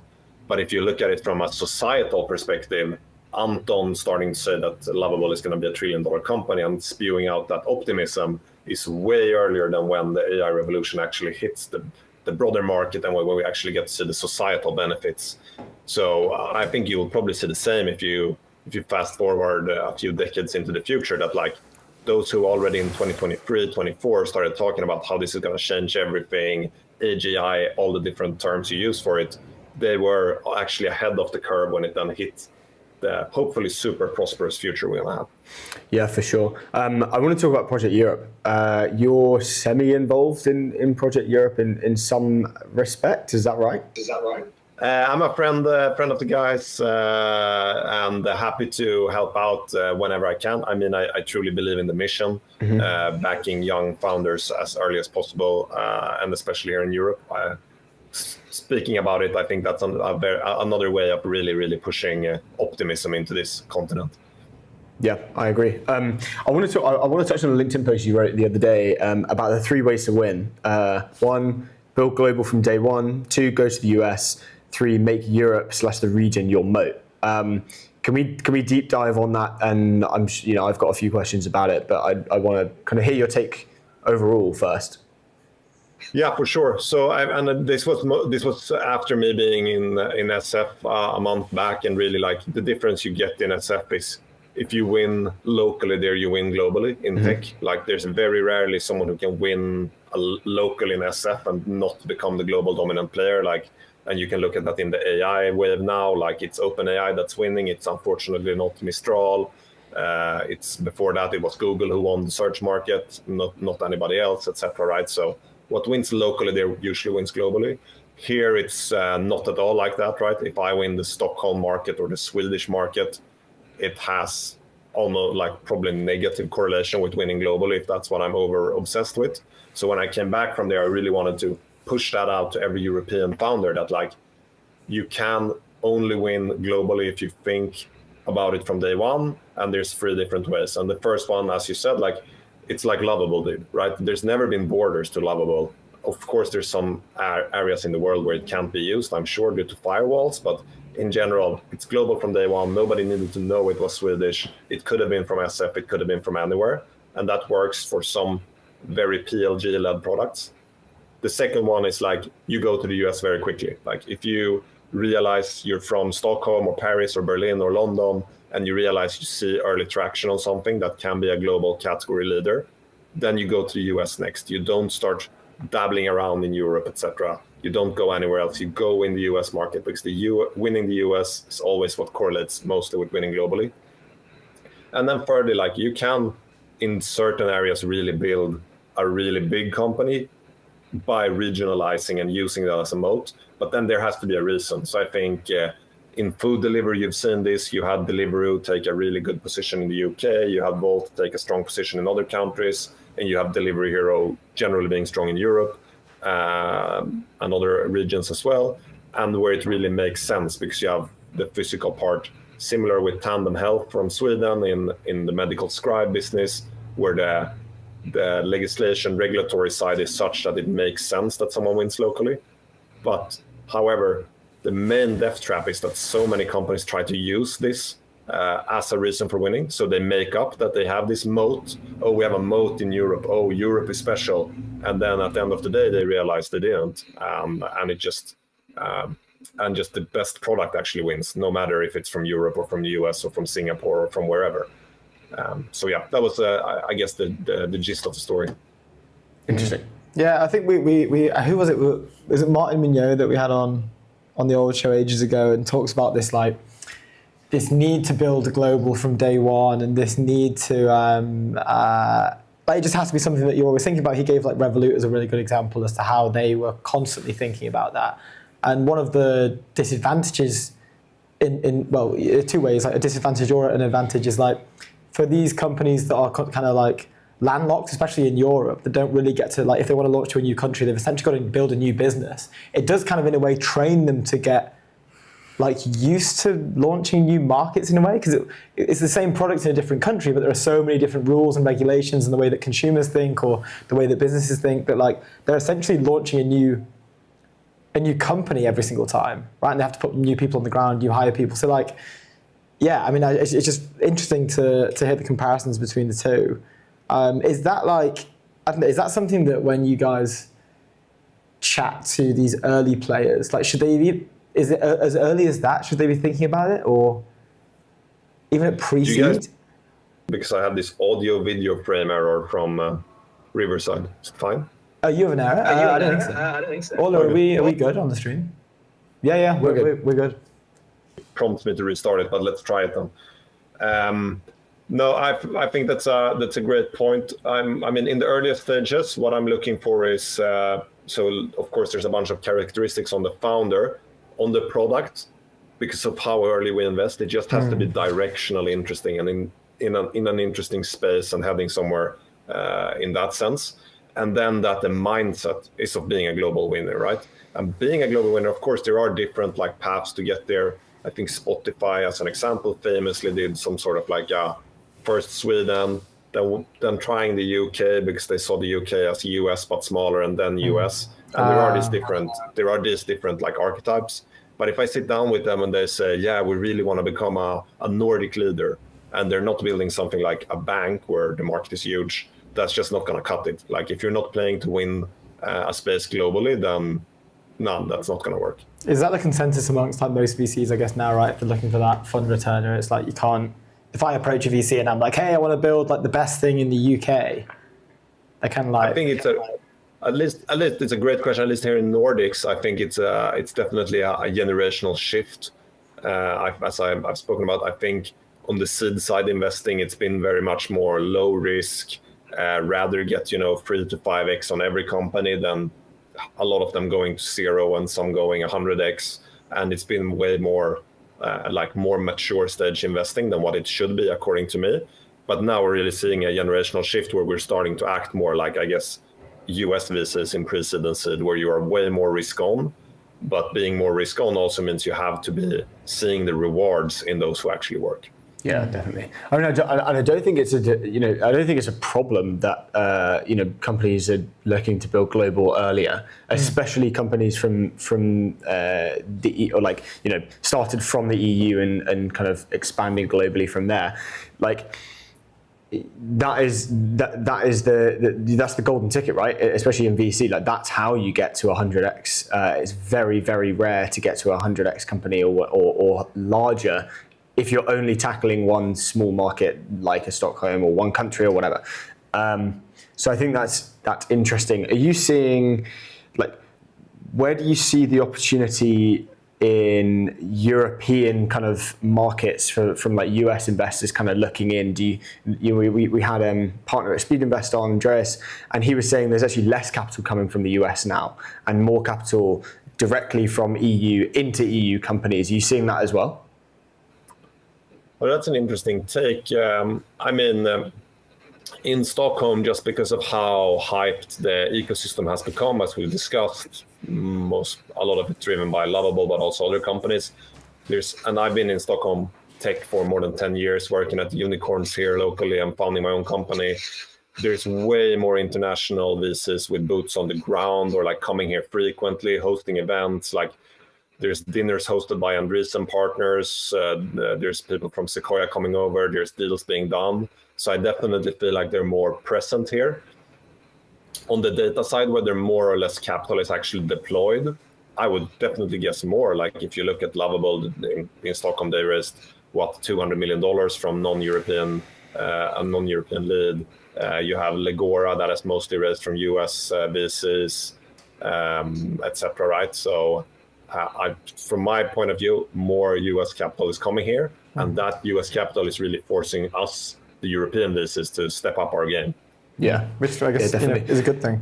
There was one last thing, your contrarian take the other day on LinkedIn. Can we talk about that? The Janty Law. The Janty Law? Yes, please. I'd love to. I don't know what that is. I've never heard of it. Oh, right. So that, as you can probably see in the comment there where somebody is educating me, Frederick, I love him, on how it actually works or what it actually means to begin with. The Janty Law in general is more like, or how I perceive it in day-to-day, is more just this perception of how a Scandinavian is generally very different from, say, someone from the US. That we rarely boast about ourselves, that we're scared to seem like we're better than others, that you see very little difference between how wealthy someone is because it's not really okay or accepted to have expensive styles and expensive clothing, all of these things basically, and all of the things that you would probably refer to as us being a quote unquote socialist society. And the point that I was trying to drive home is that yes, in one way that's very bad for motivation and for becoming a founder and for really locking in and going for big outcomes, because you don't, in some way it kind of takes away the benefits because everything is supposed to be so flat and you can't talk about how much money you earn and everything. But on the flip side, it makes someone, and that's how I perceive myself, you always question everybody who has more than you or has done more than you. You always like, is that person better than me? No, they're not. I'm also like, we're all, in that way, we're all equal. We can all achieve something. So it has like, if you want to see it like that, it has a very positive twist. And I always post things which I agree to like 60% or something in my own head, because then I know other people will have another opinion and start discussing it in their own heads. And this was definitely one of those things where I'm like, I'm now 51 to 55% that this is how I feel about this Jante thing. Let's post it and see what the internet thinks. Yeah, interesting. If I can pull the thread, I mean, this is something I've spoken about before. It's everyone, of course, like if you ask an American about the Nordic tax systems and health benefits and everything, we are a socialist country in their point of view. But the upside is like, thanks to how we finance student debt, like that you get student debt from the government at very, very, very, very low rates, that it's free universities, everything, you can be so risk on, and everyone can be risk on, not only the wealthiest 10, 15%. Like you can get money enough to survive and live and go through uni through the government at a very, very good setup that doesn't ruin your life afterwards. And that makes it able for you to start your first company when you're 19, 20, 21 on the side of uni or straight after. So I think the point I'm trying to drive home is like, don't underestimate the outcomes we can have from a more, call it, equal or socialist or high tax ecosystem by the differences it makes in our mindset and our social security nets, basically.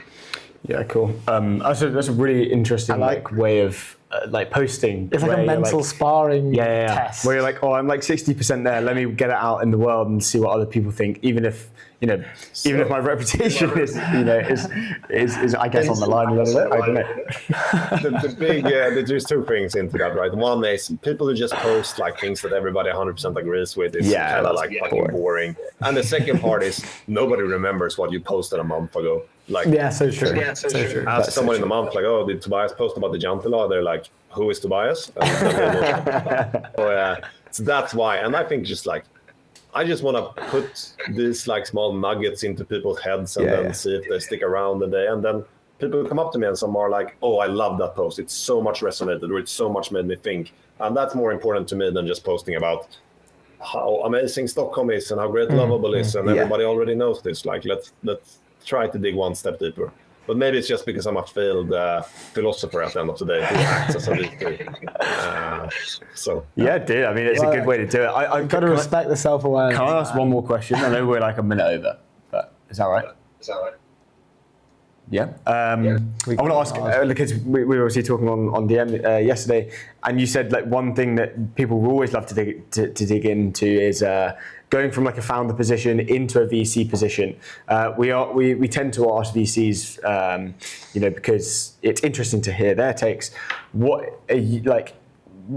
How do you succeed in VC? What's your kind of like opinion on how can you succeed in this weird bubble that we all like operate in? Yeah, exactly. So for me, and this is different in every ecosystem, right? How much competition is, but for me, it's definitely been my operator and founder background. I mean, I've been a very early employee into unicorns here in the Nordics, and then I founded my own company, Memode, where we were probably the fastest growing consumer company in Europe at the time, going from $0 to $100 million valuation in less than 2 years, then from $100 million to zero in less than 2 years. So I think I have real battle scars. I can both talk about absolute momentum and just when, hiring and just getting shit done and having fires burning all around you is how to act and how to get through that. And also when shit hits the fan and everything just turns and how to go through that. So I think people really respect that and really understand that can be valuable to their journeys as well. And not being only this hype kid who's just like, oh my God, it's always going to be great. It's always, I'll back you. You're going to be the best. You're going to be the best. But I'll also be there and talk to you when things aren't the best and help you strategize and help you figure out ways. And I'll always have your interest because I know how it felt like for me going through that when you're like, you're not even 30 yet and you go from thinking you have $10 million of paper money to zero within a few weeks. And you're like, what the fuck happened? Yeah. And that is what I think gives me a somewhat of an edge. Of course, the story could have been very different if I would have sold at $100 million. I would probably been the most arrogant guy and thought I was the gift of God to humanity. But now I'm a little bit more humble, and that probably helps as well. Such an awesome answer. That was a great answer. Well, look, good stuff. Thank you so much, Tobias. Dude, thank you for joining us. It was super fun. Cool. Thank you, guys. Good stuff. Hope everything worked. Bye. Cheers, Tobias. Cheers, Tobias. Ciao. Ciao. What a legend. So good. So good. Quick word from our sponsor, Airwallex. Leave outdated business banking behind. The all-in-one financial platform built for the pace of modern business. Multi-currency accounts, high-speed international transfers, corporate cards, expense management, and online payments, all in one platform. All in one. All in one. Airwallex. They are killers. Let's do this. Next on the show, we have Fred Oliveira. Yes, we do. He recently ran his Lisbon AI event, which is interesting. We'll deep dive on Lisbon. Have we had anyone over that way before? We have not. Calling had in from anyone Lisbon, I from assume, which is Lisbon, interesting. He's also the VP of Engineering at Capital Factory. They're doing some good stuff over there, so we'll be interested to see what is going on in the Lisbon space at the moment. Talk of the town. But on to the news. Yeah, why don't we talk about they raising 60 M's from Grab 60 with another 350 M's coming to the bank if they need it. We can pull this one up. Remote driving startup Vey set to raise, interesting title, set to raise 410 million from Singapore's Grab. I don't know if That's an interesting way to frame the I don't know if that's totally article. true. I guess it is because it's pledged.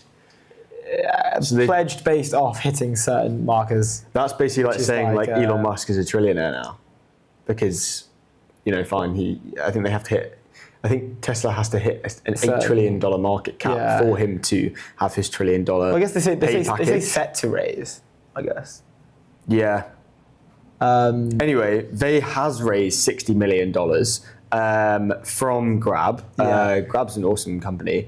They're kind of like everywhere, to be honest. It's a super app for technology, offering ride-hailing, food delivery, and payment services. And then it's also agreed to invest another $350 million if certain milestones are hit over the next year. Yeah, so it's like, if you do this, this, and this, we'll give you 350 million. Yeah. There's like still very much chance of not. Well, yeah, 100%. So they technically haven't raised 410 million, like the Sifted headline says. But Vey's an interesting company. This initial investment will help accelerate Vey's remote driving technology development and create valuable technical and operational synergies for Grab's long-term mobility strategy. Vey is interesting. Reason why is because they aren't they're not an autonomous vehicle like a Wave or a Waymo. They essentially, it's teleoperated until you don't need it to be teleoperated. So the way it works is you ride hail or you hail a Vey ride. Someone teleoperates it to you, and then you get behind the wheel and drive the car. Interesting. I feel like they would be at risk from Wave. Are they planning to go full autonomous? I don't think so. It's a tele-driving startup. It uses remote operators to navigate rental cars to customers. So they're not like, it's not like ride-hailing app where, it's not like an Uber. You use it as like a rent-a-car, Zipcar here in the UK. Right? Rent a car like a Zipcar. Exactly that. Drives to you instead of being dropped off by someone who works at Zipcar. Yeah, so essentially the Uber driver equivalent is the guy / girl behind the, in the Vey offices, teleoperating this car, doing GTA 5, driving around the streets to get to you. And then when it gets to you, then you kick them out. What if they smash something up and actually go? I guess you could see who's probably logged in. Teleoperation. Yeah. Like imagine that you're in the office and you're like, oh my lord, I've just hit 1,000 people accidentally. Just crashed the car. Just crash the car from the office. That's interesting. How does insurance do that? Like, I feel like that's an interesting spot. Maybe it's like a position to they're moving like a step, like phase one of like we're gonna have fully autonomous vehicles here, maybe. Because Yeah. surely that sounds like that would be at risk. Like is this Grab's pretty soon? Is this Grab's like play to create a fully autonomous vehicle? I guess, but like they're not working on fully autonomous like tech.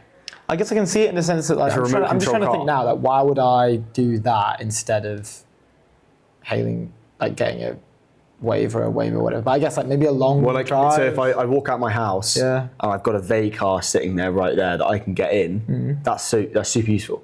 I need a car. But you'd for have a to have reason. ordered that. Yeah. Oh, so Super like- useful if I'm moving house or if I'm like if I want to go somewhere and I want to drive like down south or Yeah, whatever maybe it's a longer journey. to the coast or something, I would have to get the train with all my bags or get the tube or get an Uber or whatever to the place where I pick up a car. And Yeah. then I just feel like the thing that they're automating isn't enough for them. it's not a good enough value add for a human being to do to pay for a lot. Yeah, I think so. Well, it's basically like I'm like you're just getting a car. Like you, But a as in human like, is as in like, still- oh, I really want a car like outside my house so I can just drive somewhere. Like, Yeah. I can do that. No, that's great for you. And like you could probably do that with Zipcar anyway. Someone, I'm sure someone who Zipcar works with drives Zipcar will to just you. drive to you, right? And Yeah. I'd understand it more if this is like Yeah, but a that's just training, good for margins for them. but they're still hiring people because they're driving them teleoperated. Oh yeah, true. So like there's no change to the OPEX on their employee count. I mean, look, have you ever used Grab? I'm pretty bullish on Grab as a company. I'm not sure if I have. Super to be app. fair. They are pretty wicked. If you ever go to like anywhere in Southeast Asia, use Grab. That's where And, okay. Their UX is very cool. I really like them. So I'm pretty bullish on Vey purely just because they've managed to secure this deal with Grab. But I agree. I mean, like Then it's there'll the be a same bigger- argument. It's the same yeah. argument as the humanoid versus the teleoperated robot. No, but I think that they put out like this is obviously just for training purposes. Now we will be launching that. This is going to be there will be no one operating this in the future. Like, I'm assuming that probably this additional 350 million based off these like targets that get hit is probably tied to some level of like don't worry, Technological. we don't need a human in the loop anymore. Yeah, we've done yeah, all the teleo that we need. Yeah. Yeah, it must be right because I can't imagine because otherwise they haven't. Because then what's Someone's They've still done dropping it off. You've shooting them over. You've done nothing. they've literally done nothing. They've raised That $60 is million niche. dollars to do nothing. But Congrats good to on them. them. Good on them. The headline is quite funny from Sifted, their remote drone startup. Vey set to raise 410 million. One could argue that is misleading, but such is the way. That is jokes. So we're meant to be having Fred Oliveira coming on the show very, very soon. But a quick word from our sponsor, Fora, workspaces to make your everyday extraordinary. Premium flexible I keep saying office spaces, workplaces that drive performance, productivity, and well-being. They have lots of suites in there, it's pretty good. Be surrounded by greatness, rub shoulders with some of the world's most exciting companies. Go to foraspace.co to go get your office space. It's wicked. Get some office space from Fora. Don't forget about the do drinks it. as well. Let's do Delicious it. coffees. Let's chat just quickly before Fred comes on about his Twitter Other followers. at F. Yeah, maybe we can just see when did he make the account? How long has he been on? How long has he been on Twitter or X? Let's have a look. Yeah, 2006. Okay, so he was just early in the game. Yeah. He's done a little reshare for us. He's excited to come on, he says. Oh, he also put out the, oh, we saw this, the summonings invitation, He did, yeah. which is, Congrats to funny. Fred. Yeah, he just said, I'm about to go live with the lads from ETN Show. Excited for this, but I don't know where he is. we are Our team is on the ground in Lisbon, physically looking for him right now. Our producers are teleoperating Grab vehicles No, not Grab. to find Fred. They vehicles to find We Fred. have a Sorry. fleet of They vehicles. being teleoperated by an Going equally around Lisbon. large fleet of humans. I think that'd be so fun to drive a car like not in the car. I think it's just so dangerous. Risky biz, that risky, super risky risky. biz, you know. Because you'd be too. Imagine if I gave you a steering wheel now. I was like, drive through, you know, this busy. Drive through Like- London, central London. Drive through You'd be Oxford so Circus. relaxed. Like if someone was to beep at you, I guess maybe you've got headphones in and you can hear a beep, but like you wouldn't really. Well, yeah, but like I'm not there. It doesn't matter. That's what I mean. Yeah, it's like but super that's weird. why it's dangerous. I assume there's like proper training in place for these, you know. For these Well, no, I mean, yeah, that'll be the same as like the the expert engineer at because they call them experts in 1X Neo's Neo robot. Like what experts of. that's what they call them. Human They're literally robot called operation. experts. To be Expert fair, operators. I can see that maybe there is like. So they do some super deep training on them. Yeah. But I'm assuming like you probably have to have some higher qualification. Of driving. Yeah, like you can't just like have a driver's license. Surely you'll probably have to like have passed a few internal tests to be able to get. Well, yeah, internal tests for sure, but what about like road safety tests? I don't know. I mean, that's part of your driving test, no? Well, yeah, but would you have to have? What you're saying is, do you have to have Maybe more like a than a re-up. driving test? Maybe like a re-up of sorts. Like you'd have to like, you'd have to learn some new elements of yeah, how to operate that. yeah, Does that make exactly, sense? exactly. It's one to talk about. Well, let's get some news up while we wait for our boy Fred. If you can drop him a note. Yeah, Fred he's taking a sweet time. I want to get up. This is quite funny. It's this tweet that's kind of going viral at the moment. I think because Musk shared it, it's going more viral. But this is the original post at Oren Hoffman, and it's basically, I don't know if this is his drawing. I think it seems to be signed there in the bottom right. And it looks like it's kind of like his signature. Just it's like Corin or like Oren. Oh, it's at Oren. Yeah, that's his at. So original piece, but like it's kind of like a number of assholes per capita based off the industry that they work in, and it's like a reverse pyramid. Politics at the top, media, academia, finance, business, tech, and he's saying tech has the fewest assholes per capita. Politics has the most. I can get behind that. And I mean, it's got 41 million views. I don't know how. Yeah, It's got 4.8 thousand retweets. It's got 16,000 favorites. Like that's an officially a banger. This was dropped 3 days ago. But I think Musk quote tweeted it right. saying agree. Yeah. So there's like an element there where it's getting a bit of a boost. But I think, I mean, look, we sit at the intersection of tech and media. So does that mean it's a higher percentage chance? Does that mean we're not assholes? great? We're assholes. I think it might. I don't know. The line's longer there. If you add up them both. We're media. Yeah, but look, we're technically in tech. Think about how many tech people we talk. We don't talk to any media people.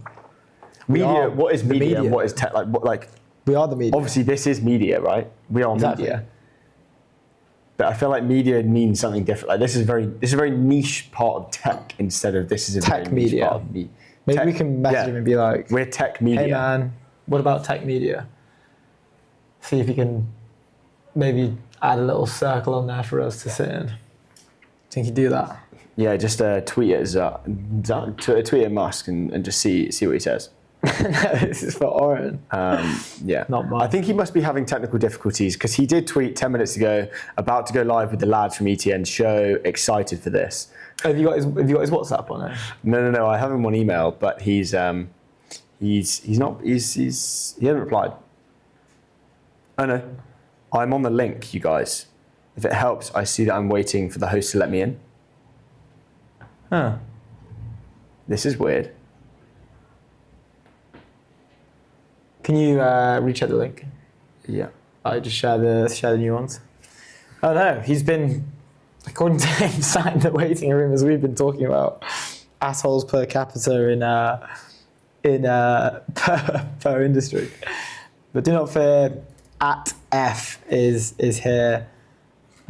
He's coming on soon. He's coming on very soon. He He's is sat in the around. waiting room, God, unfortunately. we've had Marco losing the stream quickly. I know. What happened to Marco? We never found out, did we? And now we're literally going to we've got 11 minutes until we're going to have to, we'll eat into the other 10 minutes. So that's fine. Yeah. We'll have to just do that. We've got a spare 10. Spare 10. Spare 10 there. Chatting news and whatnot. Yeah, chatting news. Well, anyway, quick word, ACI.dev, the open source middleware to control, govern and observe AI access to your tools and data. Go to ACI.dev. They are killing it over there. Thank you very much for joining growth stage number 2 of ETN, which is great.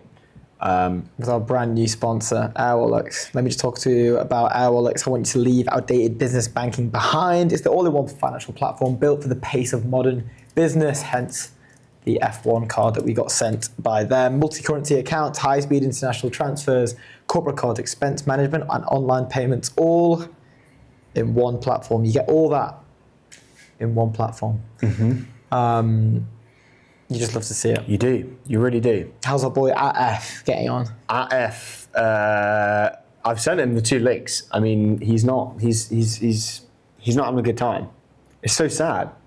I was so keen to talk to him. We had such a good chat about Kevin. Do you know Kevin Costa deploying Belief Capital? He's I think he's GP at Belief Capital. Pretty wicked VC firm based in New York. He replied to our. Here we go. Oh, we are in. I think we are live. No, we're not live. He needs video. We've got to do the video link as well. Fred, if you press the video link as well, our producer will see your video and can let you in on the stream. Sorry, good sir. We were. I don't know what happened there. Yeah, we don't know what was going down, but we are nearly there, which is happy days. If you just let us know once you press that video, because you've got to join both links at the same time. Oh, here we go. I think we've got you. Yeah. We will let you know when the producer gives us the thumbs up. About to give us the thumb up, and Fred we are live on the European Technology Network.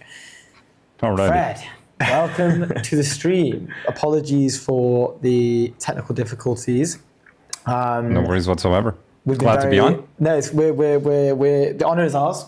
We're very happy to have you. There's been a lot of talk about your appearance on the show. I'm going to go straight in with your handle.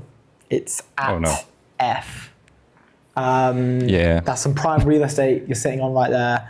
How did you get this? Just early to the game, really. If I'm honest, I happen to know the original team at Twitter, and they mentioned it. I registered. It's really as simple as. No way. I was just there very, very early. That's that. And I kinda hung on to it, which is both a blessing and a curse, because there's many stories related to that Twitter handle. That's so cool. And do you know how much do they get valued? Yeah, because there's a new marketplace for buying the handles, right? Yeah. Okay. Well, if we want to go that way, yes. I'm very thankful. I'll say it here publicly as well. I'm very thankful to Elon Musk for basically anchoring the value of my Twitter handle. But yeah, so I did get many offers over the years, obviously, and I never really considered selling it. I'm sure there's value to it. It just so happens that it's attached to my identity, and so I don't see it as I don't know. I just don't see it in that way, I guess I'll say. Yeah. No, that's yeah, super people fair. have tried to get it. Well, it's in the right hands. But look, hell yeah. do you want Diamond hands. do you want to give us an intro about you, about Lisbon AI, about Capital Factory, and then we can go from there? I can, yeah. We'll crunch it down in 7 minutes. So yeah, I've been in this game for a little bit of time. Back in 2005, I became the first employee at TechCrunch, and so that obviously opened a lot of doors. It meant that I lived in the Bay Area for a little bit, got exposed to a number of deals and interesting conversations, the early stage of many names that are now household names, I guess. After a little bit of time, I decided that I wanted to do something in Europe. So I came back home. Home is Portugal. And I did a consultancy here, built product for companies large and small. That was super exciting for me because I had a bunch of ideas, and B, I had seen by then just so much, right, in terms of product, in terms of what worked and what didn't. And so dedicated a bunch of years of that, of my life to that, until I got tired and decided to start working in VC, which is what I've done for the most part for the past, this is going to date me, but about 12 years at this point. So at some point back in May, just to cut it very, very short, to Lisbon AI, which I think is more important. Back in May, a few friends decided to get together and wanted to put Lisbon, not just Lisbon, really Portugal, Europe, in the map for AI, and we decided to organize Lisbon AI, which took place last week. It was a massive success from my perspective, but I'm very biased. But it was a success, certainly. We got a bunch of people in the room. It was great. I think more Lisbon AI should take place. Maybe not with that name, maybe not in that place, but yeah, they should exist. Awesome. And what's going on in the ground in Lisbon? Like, I don't know if we've ever had anyone from Lisbon on the show. I'm not sure. I don't think so. Maybe one. But what's going on in kind of the venture ecosystem at the moment? A lot of people building over in Lisbon. Obviously, there's some incredible people over in Lisbon, as you just mentioned. Yeah. So Lisbon itself. I think what I'm about to say about Lisbon just kind of applies to the rest of Portugal and to an extent to some pieces of Southern Europe, even Europe, right, in general. But Lisbon obviously has seen massive growth because just a bunch of companies opened offices down there. I'm not in Lisbon right now, by the way. I live about an hour out. But just a ton of attention, a ton of people. Web Summit is taking place right now in Lisbon, and so that alone should say enough about how crucial it is for Europe in general. So there's a bunch of people building. There's obviously now. In my old age, I see a lot of venture capital floating into Lisbon as well. So it's great. It's great. There's a ton of people building good stuff. There's always been it's always been a good place for quote unquote indie hackers to go, right? It used to be a great remote spot to work remotely, and I think it's got quite a vibrant digital nomad population, if I'm not mistaken. 100%. Why was that? Why was that such a haven for people to go there and do that? It's a combination of things, right? So Portugal has always been historically the one of the key destinations in Europe for vacation because of the weather, because of the food, etc. And also people are just friendly and nice. There's also for a few years, I want to say, I don't know, maybe starting at around 2018 to maybe 2 years ago, because of pretty crypto-friendly regulation, a bunch of people just moved to Lisbon or Portugal in general because of crypto. That whole vibe has kind of shifted, not the vibe on crypto, but just people moving because of it. But Lisbon itself has kind of cemented itself as one of the hubs for entrepreneurship in Europe. That's so cool. I love that. But it's the weather, right? It's the weather and the food. It's probably a big help. Super hot and amazing food. Maybe the event itself. Can we hear more about was it a one-day thing? Was it a multiple-day thing? Can we hear about who was speaking there? What was some of the stuff that you guys were discussing? I'd love to dig into it more. Totally, yeah. So the event was 2 days. It was the last Monday and Tuesday, and we had people from Cursor, 11 Labs, Lovable, let just the people actually building the thing. In fact, when we decided to run Lisbon AI, our goal really was to put the builders in the room, not make it very salesy, which is what you sometimes get from some of these events, right? Especially when something is as, I was going to say bubbly, but let's just stick to it. Bubbly as AI, right? That's what you get. So some sales pitches, we tried to avoid that. And so we got, I want to say like 60% technical talks and about 40% of everything else, including, going as deep as the ethics of AI. Or should we actually be building this thing? Should we be putting our money and resources and attention into it? And I think it was successful from that perspective, just kind of capturing both angles to that. I think they're both necessaries, right? So you should meet the excitement with skepticism or maybe just questioning, right? I think we all need to know whether we're building the right thing, paying attention to all the right things along the way, because obviously AI is going to bring a lot of opportunity, but also some very meaningful risks, right? We're going to see those. We should all be getting ready for that. 100%. I want to go back into the history of you working, at TechCrunch, and what did you learn? In those early days, you mentioned that you've rubbed shoulders with people who built companies that are now household names too. I want to dive deep into the learnings that you had from those days. Man, look, if I'm honest, and you guys just had Tobias on, and I was listening, and you were talking about just what is it? If you build in the Bay Area, the risk is lower and also the opportunity is bigger. I think that's true. If anything, if I reflect back, because this was so many years ago, 20 years ago, right? At this point, 19, 18, but certainly a long time ago.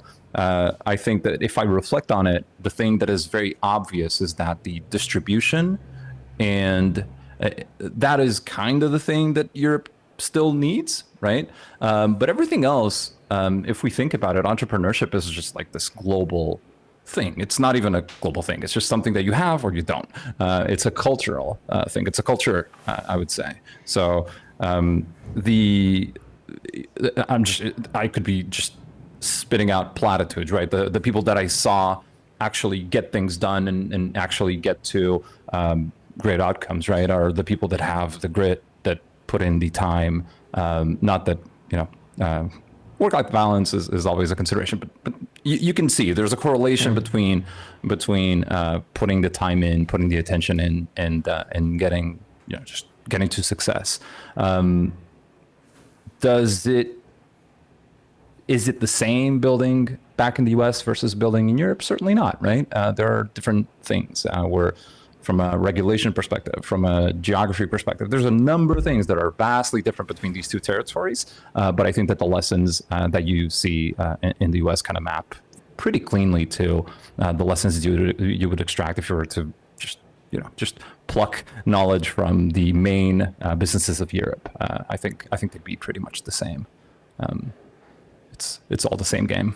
Yeah, definitely. And do you find you using the learnings that you had from the early days, like applying to kind of, I guess, helping build Lisbon AI, but also the companies that you work with as a VC too? Yeah, I think that's one of the things that's one of my privileges, right? So I keep saying that I was very fortunate because I landed very early into something that put me in the epicenter of just technology entrepreneurship in general, right? And so that allowed me to see how things actually get made, and that then translates to the people that I want in the room if I'm organizing something that happens in a room, the people that I want on my team if I'm building something, et cetera, right? So I think that privilege is and that luck is something that I cherish. I'm very aware of that. Mm-hmm. And with like, I guess more on, I'm just really interested about like the TechCrunch, like first employee at TechCrunch is kind of crazy, I think, and especially, I mean, part of like why we built this show, right, was that TechCrunch Europe, unfortunately, is no longer a thing. I mean, I think they kind of tried to come back a little bit where it was like, oh, don't worry, we're still kind of here, but like everyone kind of got the message. whether that was like a smart business decision, if it's like based off like the bottom line, and then then that's a decision that a business has to make. We shouldn't like get annoyed at that or anything. But they and still do have so much influence, right? They are, I guess, in the same way that you Uber it to somewhere. Like if you're a pre-seed, seed tech startup, it's kind of like, oh, did you get your TechCrunch feature? Is like did you get your? It's kind of like a badge of honor, stamp of approval type thing. What was it like? I guess like employee number one. Like, what's the type of stuff you're doing there? Like, are you literally just running around SF and just speaking to as many people as possible? Like, what does that look like? So if we're gonna open the kimono, so interestingly, back then most of the interesting startups were not necessarily in San Francisco. Some of them were, but some of them were closer to Menlo Park, Palo Alto, Atherton, which is where we were. But yes, it very much involves running around these places, talking to people in garages, like literal garages, which is not common these days. But that was certainly part of it back in the day. Being first to that was lucky, right? It was I was writing, Mike Arrington was writing, and we were both writing. And at some point, I got an email saying, "Why don't you come to California and write with me?" The interesting thing that just kind of resonates with what you were just saying is how powerful, quote unquote, TechCrunch was back then, and I'm sure that there are similar things today, but a piece on TechCrunch back then, it was such an exponential, the growth of TechCrunch and the growth of the industry, how we paid attention to news that were written down. A post on TechCrunch would sometimes mean an acquisition. I heard of several acquisitions based on posts that one of us wrote, and so that's obviously still true, right? If you're in the news, you get better outcomes. And so that was interesting, fun, but also very sobering, right? Because how do you even deal with that? We could go on and on about those stories, but yeah, it's significant. It was a very interesting time in my career, and I think that in general for the industry, because that's when YouTube showed up, that's when Y Combinator started, et cetera, right? All these things were happening at the same time. Yeah. I want to deep dive a little bit on, and I know we're running over, so if you need to go, then just let us know. But I want to deep dive on this new media shift and what you're, from having that experience and kind of all these kind of new media players coming out. What do you see? Like, what do you see the thing working in media now, especially in this kind of tech bubble that we're in, or like tech ecosystem that we're in? Where do you see the kind of delta and the winning formulas playing out? Yeah, that's a great question, and in fact, me and Ronan had when we met a few weeks ago, we had a good conversation around this topic too, right? The honest answer is I don't know. It is the answer that maps the most to reality, right? I don't know, which is why this whole new ecosystem is so exciting. Not new ecosystem, but the way that it has shifted. But if I think about what makes me excited, where I go for news, part of it is still the same tools that I used before, still the same blog, still the same pages. But part of it is not, right? And I hate that I'm about to say what I'm about to say, but I think, and I said this to Ronan as well.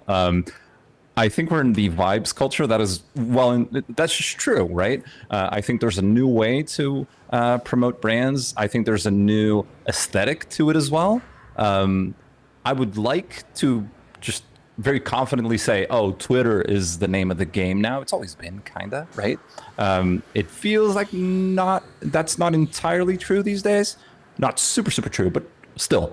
I have a feeling that we're yet to fully uncover what it means to be successful in media these days. But you have great examples of companies that became super popular just because they made a video or because they bet on a specific aesthetic on Twitter, or they exploited some algorithm thing about TikTok, which I frankly have not really used. But the way that the media landscape is shifting is interesting.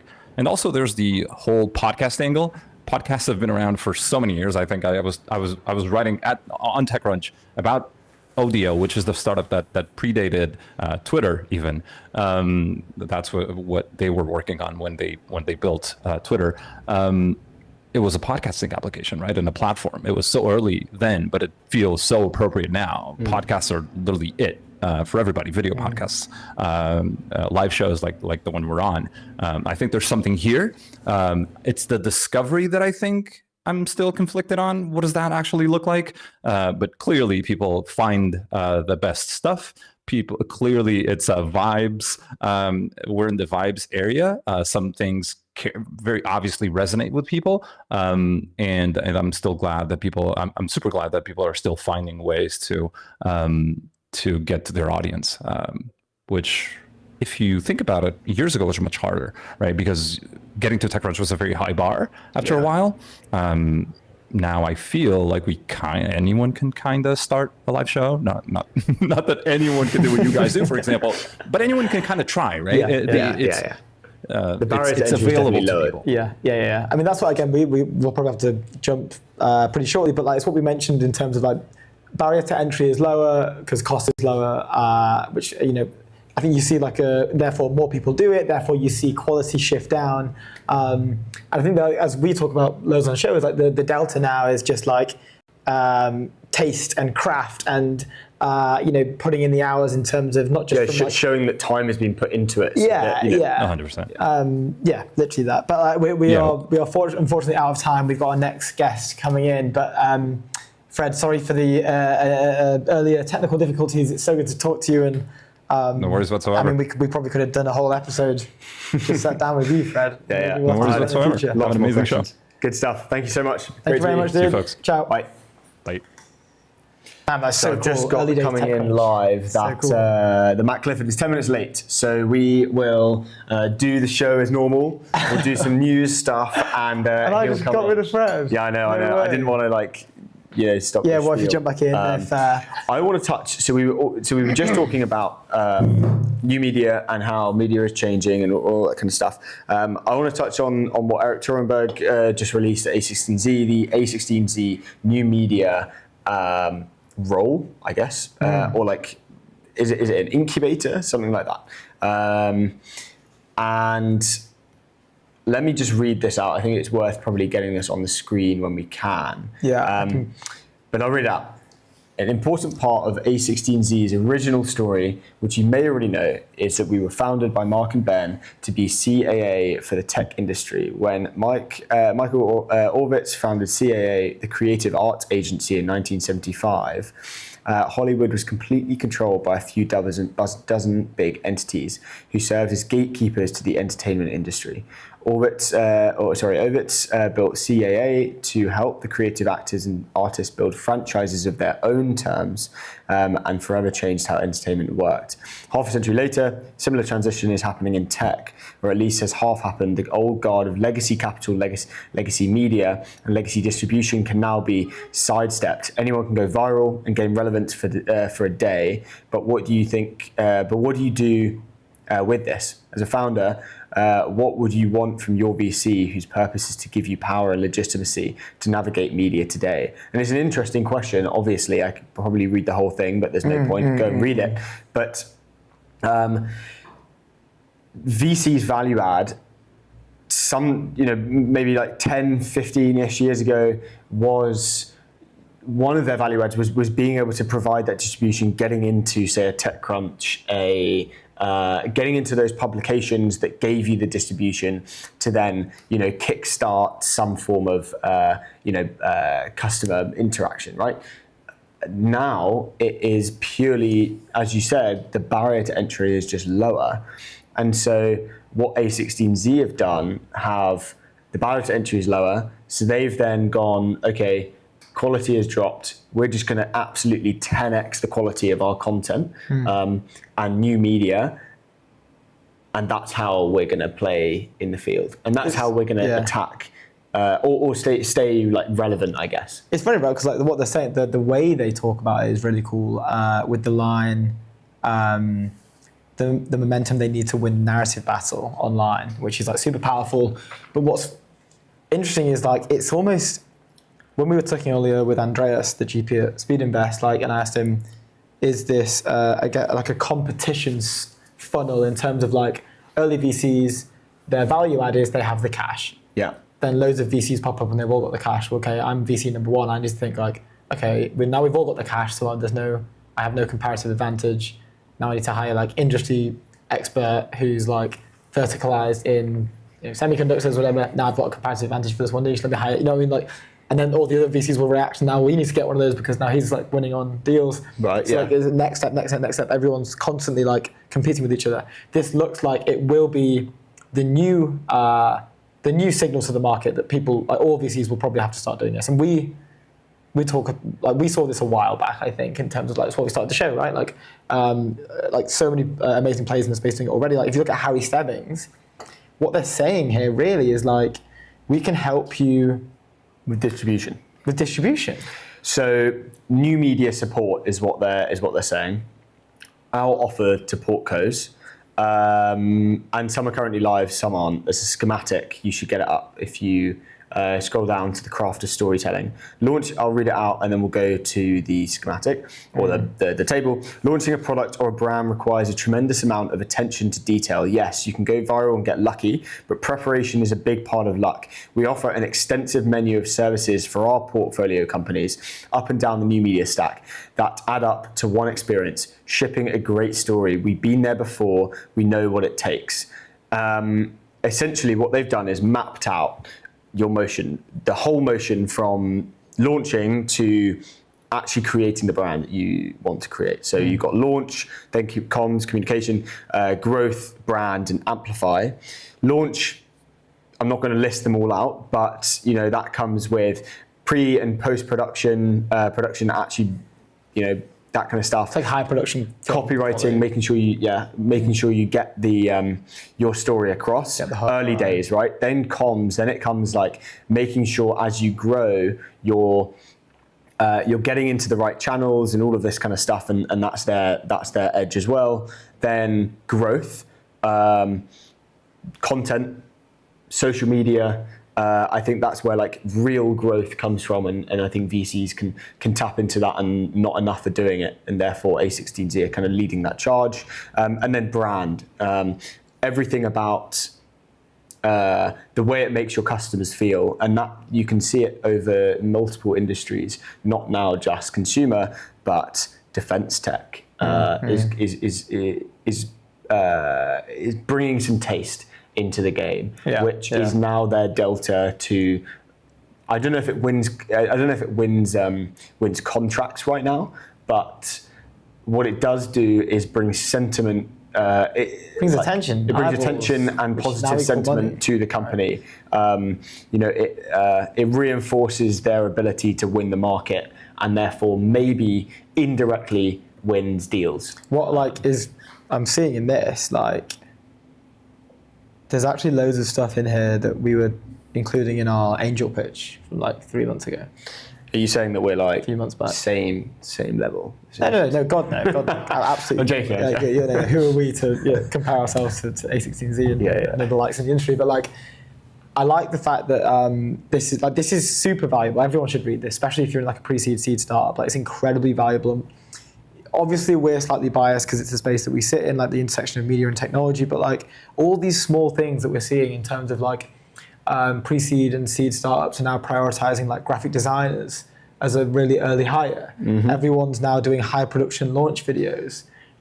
If you look at A16Z and their Twitter profile, they've become so aware of this taste and high quality production in this new wave of media and consumption that even the point here about the clip of Mark Andreessen talking about why hyperlinks are blue. It's a great video. It's an interesting video, and it got millions and millions of views. But if you look at their X profile prior to the acquisition of the Turpentine Podcast Network, and when I think it was, and also TBPN's ex-head of growth, Brian, moving over, their X profile was vastly different to what it looks like now. Yeah. Now it is the only VC platform who has fully embraced new media and is using it incredibly well. Yeah. And are reaping the benefits from it. Yeah. they're the only one doing it. So there's value in that. They could be the only one doing it and be doing it badly and they still get value, but they're the only one doing it and they're doing it incredibly well. We will see. I think to add, they're the only one doing it in this tiny ecosystem. Like Only VC. they're the only one doing it in VC. Yeah. Because I think the you've got creatives on social media that no, storytelling 100%. very, very well for, say, like a brand like Yeti. They're hiring creatives to go out into I don't know, Norway or whatever. Go out into the mountains in Norway and film some unbelievable footage. A one-man girl band, whatever, where it's them, a truck, and a Yeti flask. And that's it, right? Yeah. And that's very like UGC focus for like. But like super high quality UGC. There's multiple, like a multitude of kind of like angles, but that kind of sits on the top of the stack. And what A16Z are doing are every single bit of content that comes out of their portcos is being touched by A16Z to amplify the quality. Yeah, so it was just like another, hey, you should take our money again, because not only are we have the money, we have the vertical. We have a distribution arm. Yeah. Go to market is not necessarily, you don't need to hire in-house for go to market because we outsource it for you. Yeah. And that's probably why, like, if you think about it really, like why 20VC probably wins, or like has like a competitive advantage against Huge competitive advantage. other people they're going up against, right? Like, yes, they've got an amazing team and they're very well funded, but they can also, fix for AI, right? Added $1 million ARR on top of, I think it was more than that, I can't remember. Maybe it was $1 million ARR because Harry wrote like a good thread on them. Yeah. Like that is like, not only like, oh yeah, it's value add because they have distribution, like that is literally adding $1 million. There's a financial value to that, what I mean? Like you can quantify it specifically. Exactly. I think we have Matt on the show. I think we are live with Matt on the show. Matt, how's it going? Yes, we are. Can you hear us? I'm well, Yeah. thanks. Hi, Ronan. Hi, Luke. Hello. I can hear you. Can you hear me? We Yes. can, loud and clear. Welcome to the European Technology Network. Thank you so much for joining us. So good to have you with us. Great to be here. I think we owe you a happy birthday from the Thanks other for having day me. as well. From yesterday, yeah. Yeah, that's right. How was so the fun. birthday? Yeah, I spent it mainly doing childcare, which is the glamorous consequence of turning 40. Well, that sounds I love like that. an absolute blast. Yeah. Very, very To fun. celebrate the big 4-0. It Whilst we were just talking about new media and the rise of what A16Z are doing in the US at the moment. They've released a lot of cool stuff around that. But I want to shift very quickly on to, I'd just love to get straight into it if you're Let's do it. if you're cool. Maybe, Matt, if you could give it an introduction to who you are for those who don't know. And then we'd love to fire off some questions about the speech at LFG. Great. Yeah. So, it's great to be here. My name is Matt Clifford. I'm one of the co-founders of Entrepreneurs First, which is a global incubator of technology companies that I started 14 years ago with my friend and co-founder Alice Benting. What we do is we help people build companies from scratch by bringing exceptional individuals together, usually before they have a team or even an idea, and creating an environment and a kind of cultural background in which ambition is celebrated and they can go on to achieve great things. So we've built a bunch of companies over that time. Today they're worth about $14 billion and going strong. And over the last 3 years, I've been particularly obsessed with this question of how do we make sure that the UK benefits from the acceleration of science and technology. So I've sort of expressed that in a few ways, as well as building EF. I'm the chair of ARIA, the Advanced Research and Invention Agency, which is sort of like a UK take on DARPA, doing breakthrough R&D for the benefit of the UK and the world. And then I also served the last two governments as the AI advisor, wrote the current government's AI strategy, which is called the AI Opportunities Action Plan. So that's me. Maybe the coolest Amazing. introduction we've had on the show so far. Yeah. We're honoured to have you here, Matt. I mean, like you've been getting a lot of attention in the last few days, specifically after your last few weeks. After the speech at Looking for Growth, which was absolutely tremendous, by the way. It went pretty viral on X, and we'd love to hear. I mean, obviously not just recite the whole speech, but we'd love to hear some of the themes within that, right? This narrative on making the UK and Britain rich again, of course, is kind of like a staple anchor. It seems to be now quite a catchy People wanting to sort put of it phrase. on hats, basically. Yeah. It's cappable, I'd say. Right? You can it's put it on a cappable. cap. Yeah. So I think, what's your take from kind of, Well, going let viral? me maybe give a tiny bit of background Yeah. on how it came about, and then I happily talk through like why I gave that speech and what I mean by it. The LFG is a group started by a very impressive guy called Lawrence Newport, and I like to say, sort of bridging my worlds. Like, Lawrence has founder energy. Like, if I met him at an EF interview, I'd be like, I want to fund this guy. He's done some remarkable things. But his latest thing is LFG, looking for growth, which starts from the correct observation that the UK has seen over a decade of stagnation. And if we want to change that, we need not just a political movement, but a cultural movement. And so he put on a couple of weeks ago this event called Make or Break, bringing together speeches from across the political spectrum, Labour MP, Conservative MP, people like me who are sort of entrepreneurs, investors.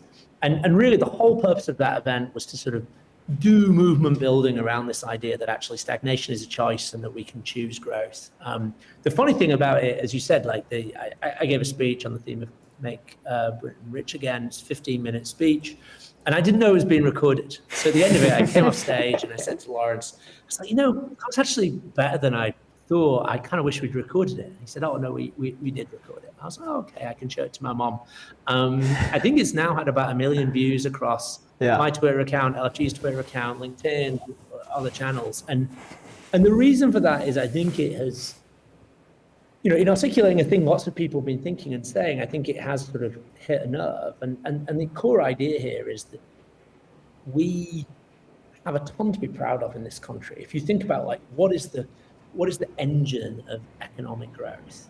It's science and technology. It's the ability to do more with less, to have ideas where by piecing together the building blocks of the world and human activity together, you get more, you get amazing things. If you look at British history, people from the UK have been responsible for a bunch of those things. And my argument is that we should capture that idea and reimagine it for the 21st century. But doing that will require a set of choices that are different from the ones we've been making over the last decade. And one thing I really wanted to emphasize in the speech, and I think this came across, and it seems to be a segment that people really liked and shared, is this isn't a left-right thing. Like the whole point of this message of Make Britain Rich Again is whatever you care about, whatever your end goal is, you need to be able to pay for it. And Britain risks being a country where through economic stagnation, our ability or even our willingness to pay for the future that we want disappears over time. And I don't want to live in a country that's like that. And that's why I gave the speech. Wow. So That's awesome. It's so good to hear that. And you had no idea until you saw it, like afterwards, go viral, that like it was being filmed, or? Lawrence told me on the night after the speech that it was, but I mean, and he probably told me before, and I just hadn't realised it's a busy period. But it was very surprising to me that it went viral. But I do think that there are, I think it was partly driven by people who are in the entrepreneurial community or in the tech community, or who think of themselves as builders one way or another. And I think that's a group of people, and I use that phrase, like we've got to back our builders, not just about tech entrepreneurs, but about people building physical infrastructure, people building houses, people building in government. Like there's lots of ways that you can be a builder. But I think that group of people feel that actually mainstream political discourse hasn't been speaking to them. And I think it did capture their imagination. Yeah, I want to touch on. Obviously, you have like some amazing influence in LFG and post this speech. What are you guys doing at Entrepreneurs First? Like on the ground. Like, what does your kind of like day look like to kind of make this what you said in the speech like happen? Obviously, you're doing some amazing stuff. I want to kind of dive deeper into the actions that you're taking on a day-to-day basis. So when Alice and I started EF, the the core reason we started it was really as a sort of reaction against our own career choices. So we started our career, both of us, we met as management consultants. We were working at McKinsey, a big consultancy in London.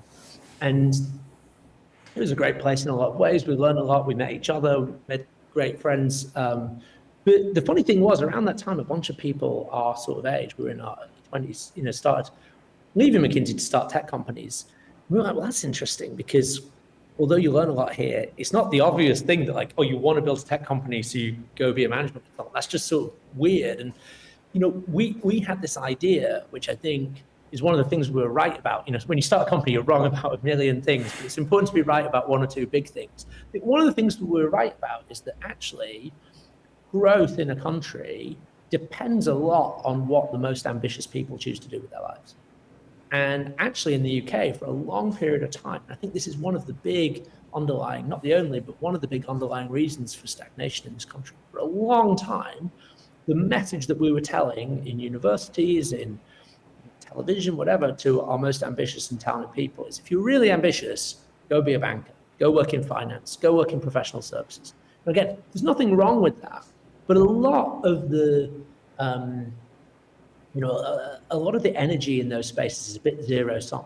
Not always, but it's sort of like you're basically moving money around.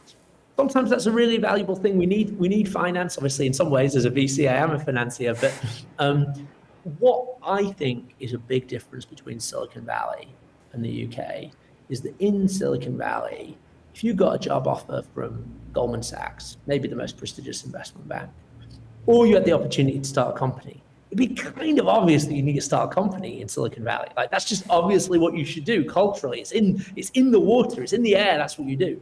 That's not true in the UK, certainly wasn't true 14 years ago. And so a big part of what we do at EF is about trying to shift the mindset of the most ambitious young people in the UK and get them to think about the possibility of founding as a way to express their ambition. So what that means in practice is we employ at EF a large number of what we call talent investors. You can think of them as sort of talent scouts whose job is to just go out and find people who are capable of exceptional things. And the job is not to persuade people who don't want to be entrepreneurs that they should be. That would be insane. Their job is to sort of provide a path into building, into being one of those builders that we already talked about.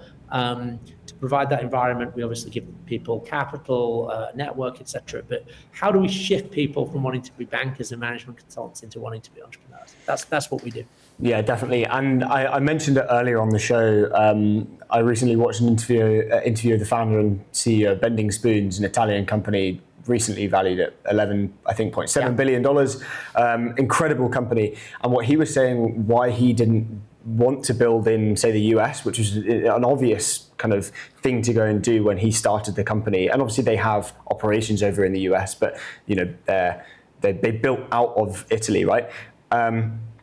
Was he wanted to be a beacon for other entrepreneurs to almost like show, amazing companies can be built in this region. And you can see it with Lovable in Stockholm. We had someone on talking about that as well. Where do you think the UK specifically, like, how can we, I feel like that there needs to be like an anchor point. And I think that's probably why we started ETN, or one of the reasons was because we feel like we want to highlight people like you who, entrepreneurs can look at through our medium and be like, oh, I can do this here. Like, I'm not defaulting to say the SF or places like that. I'm defaulting to, I just want to build something, and what's the lowest friction place I can go and do it is the UK, right? Where do you see the biggest anchor point for that? I think that's such a great question. Let me first say something about the US that I think is really important. So for those of us that want to see Britain get rich again and want to see Europe thrive, I think it's really important that the relationship or the way we view the US is not one of antagonism. I don't think we should blame founders for going to the US. I agree. We should blame ourselves for not building the ecosystem where they want to build. And the reason I say that is that I think we shouldn't be trying to create barriers for people leaving. We should be trying to make this great. And I actually think, and this is something we do at EF, that actually one of the very best things for Europe is if our best founders, our most ambitious people, get a full immersion in Silicon Valley early in their careers and understand why it's different and why so many of the world's most iconic companies have been built there, how ambition is talked about, how it's accepted and celebrated, how capital flows, how belief and trust make that easier. These are really important things that we shouldn't try and invent from first principles. We don't have to like reinvent that. We should be trying to do them in Europe. So how, to answer your question directly, how can we do that? I think we've got to pick areas where we can play and win. And in a way, there's a common theme across my work at EF, at ARIA, and in government.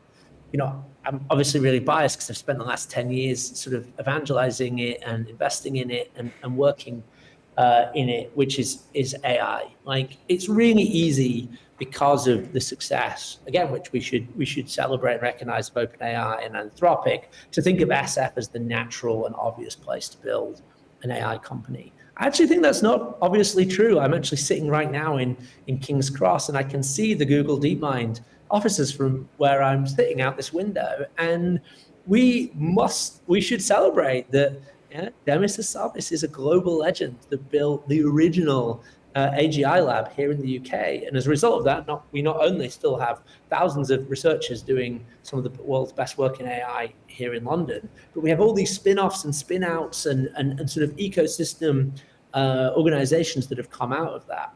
I think a particularly special place for the UK to play is at the intersection of AI and science. And Demis won his Nobel Prize for AlphaFold, which is right at the heart of that. I can see, if I look out the window on that side of the building, the Crick Institute, one of the largest sort of biotechnology institutes in the world. ARIA here, we're running an AI for Science program where we're going to be backing people that want to build in the application of AI to science. We've done a bunch of investments at EF in that space. Now, I'm not saying that's the only vertical, but I think there's a very strong argument today that if you want to build a globally important AI for science company, you should be doing it here in the UK, here in London, actually here in King's Cross. I think there's probably like 4 or 5 of those that we could pick out where it's like, yeah, this is plausibly the best place in the world to amass the talent needed to do that. And we should be going in hard on those ideas. Yeah, great. I mean, your old AI lab was in Convergence, one of Balderson's pre-seed companies. That was in King's Cross. It was nice being there. We always said that we should just stick like pieces of A4 paper instead of like trying to hire people on LinkedIn. Just stick it outside, facing out towards the DeepMind office, and just be like, can you guys come and work over here instead? Great. And we're also like, we're pretty much in King's Cross at the moment as well. So we can't be too far away. Yeah, we'll be heading there after this show. Oh, cool. Yeah. So agree. I'm conscious of your time. Do we have time for maybe another question? I can go a few more minutes, yeah. Okay, there's something that I want to, and feel free to not answer the question, but we've been seeing on X that a few people have been pledging money to the possibility of somebody, maybe you, running for Prime Minister. Do you have anything to say around these rumors that we're seeing? Well, I was very amused and flattered by this, and I think it confused a lot of journalists who I haven't seen you announce a candidacy for this because I have not. These are very kind and well-meaning people, but look, as my wife likes to say, I've already got 2 jobs and I don't need a third. I think what it does show, and the serious point here is that I do think that mainstream politicians need to find a language for speaking to this community. And I do think our builders, in every sense of the word, are the people that are going to rebuild the UK, are going to reignite economic growth. And I do think we need a political, kind of movement that speaks to that. And I think that, we're clearly at a moment of extraordinary political volatility in the UK, have been, you could argue, for several years. And I think that actually the energy of the people around this movement pledging money, but the people that saw that speech and responded to it, I think that energy is up for grabs for someone that makes the right pitch to it. And I do think there's a risk of as treating the builders in this country, the founders, the scientists, the technologists, as sort of assets that can just be sort of milked, as it were. I don't think that's the right way to build a great economy and a great ecosystem. I think the right way to do it is to back the builders, to deliver the economic growth that we need. And I think if someone were to make that case very forcefully, I think they'd find there's a ton of energy and activity and support up for grabs. Yeah, I agree. Awesome. Well, look, thank you so much for taking the time. We really appreciate it. I'm sure you're getting lots of interview requests after it all blowing up. But yeah, I'm so bullish on. This is the only one I've done, guys. You know, I wanted it to Yes, be in the spirit of the speech. So No I'm a way. big fan of what you're doing and appreciate the invitation. I appreciate it It means too. the world, Matt. Thank you very much. Yeah, we'll make sure to frame this as exclusive with Matt exclusive Clifford. insight. Good Exactly, stuff. exactly. Really nice to meet you, Matt. And Thank you for the time. yeah, I'm sure we'll speak again at some point. We certainly will. Take care. Thanks, guys. Good stuff. Cheers. Bye. Oh, that's cool. Super cool. That is super to top it cool. all He's off, so let me just tell you nice. about your friends at AirWallex. Leave outdated business banking behind. It's the all-in-one financial platform built for pace of modern businesses. Multi-currency accounts, high-speed international transfers, corporate cards, expense management, and online payments. And it's all in one platform, Luke. All of it. All in one platform. Exciting Over there at stuff. AirWallex. And they gave us a McLaren, so just go and And they gave you us know, a McLaren. maybe they give you one too if Wow. you sign up to. So exciting stuff. That was an awesome episode. Had a few technical difficulties, but we overcame moved. them. Godspeed. We overcame them, we moved forward. We grew. move forward. Let's do this. Yeah. Thank you guess so that much is the for show. joining us.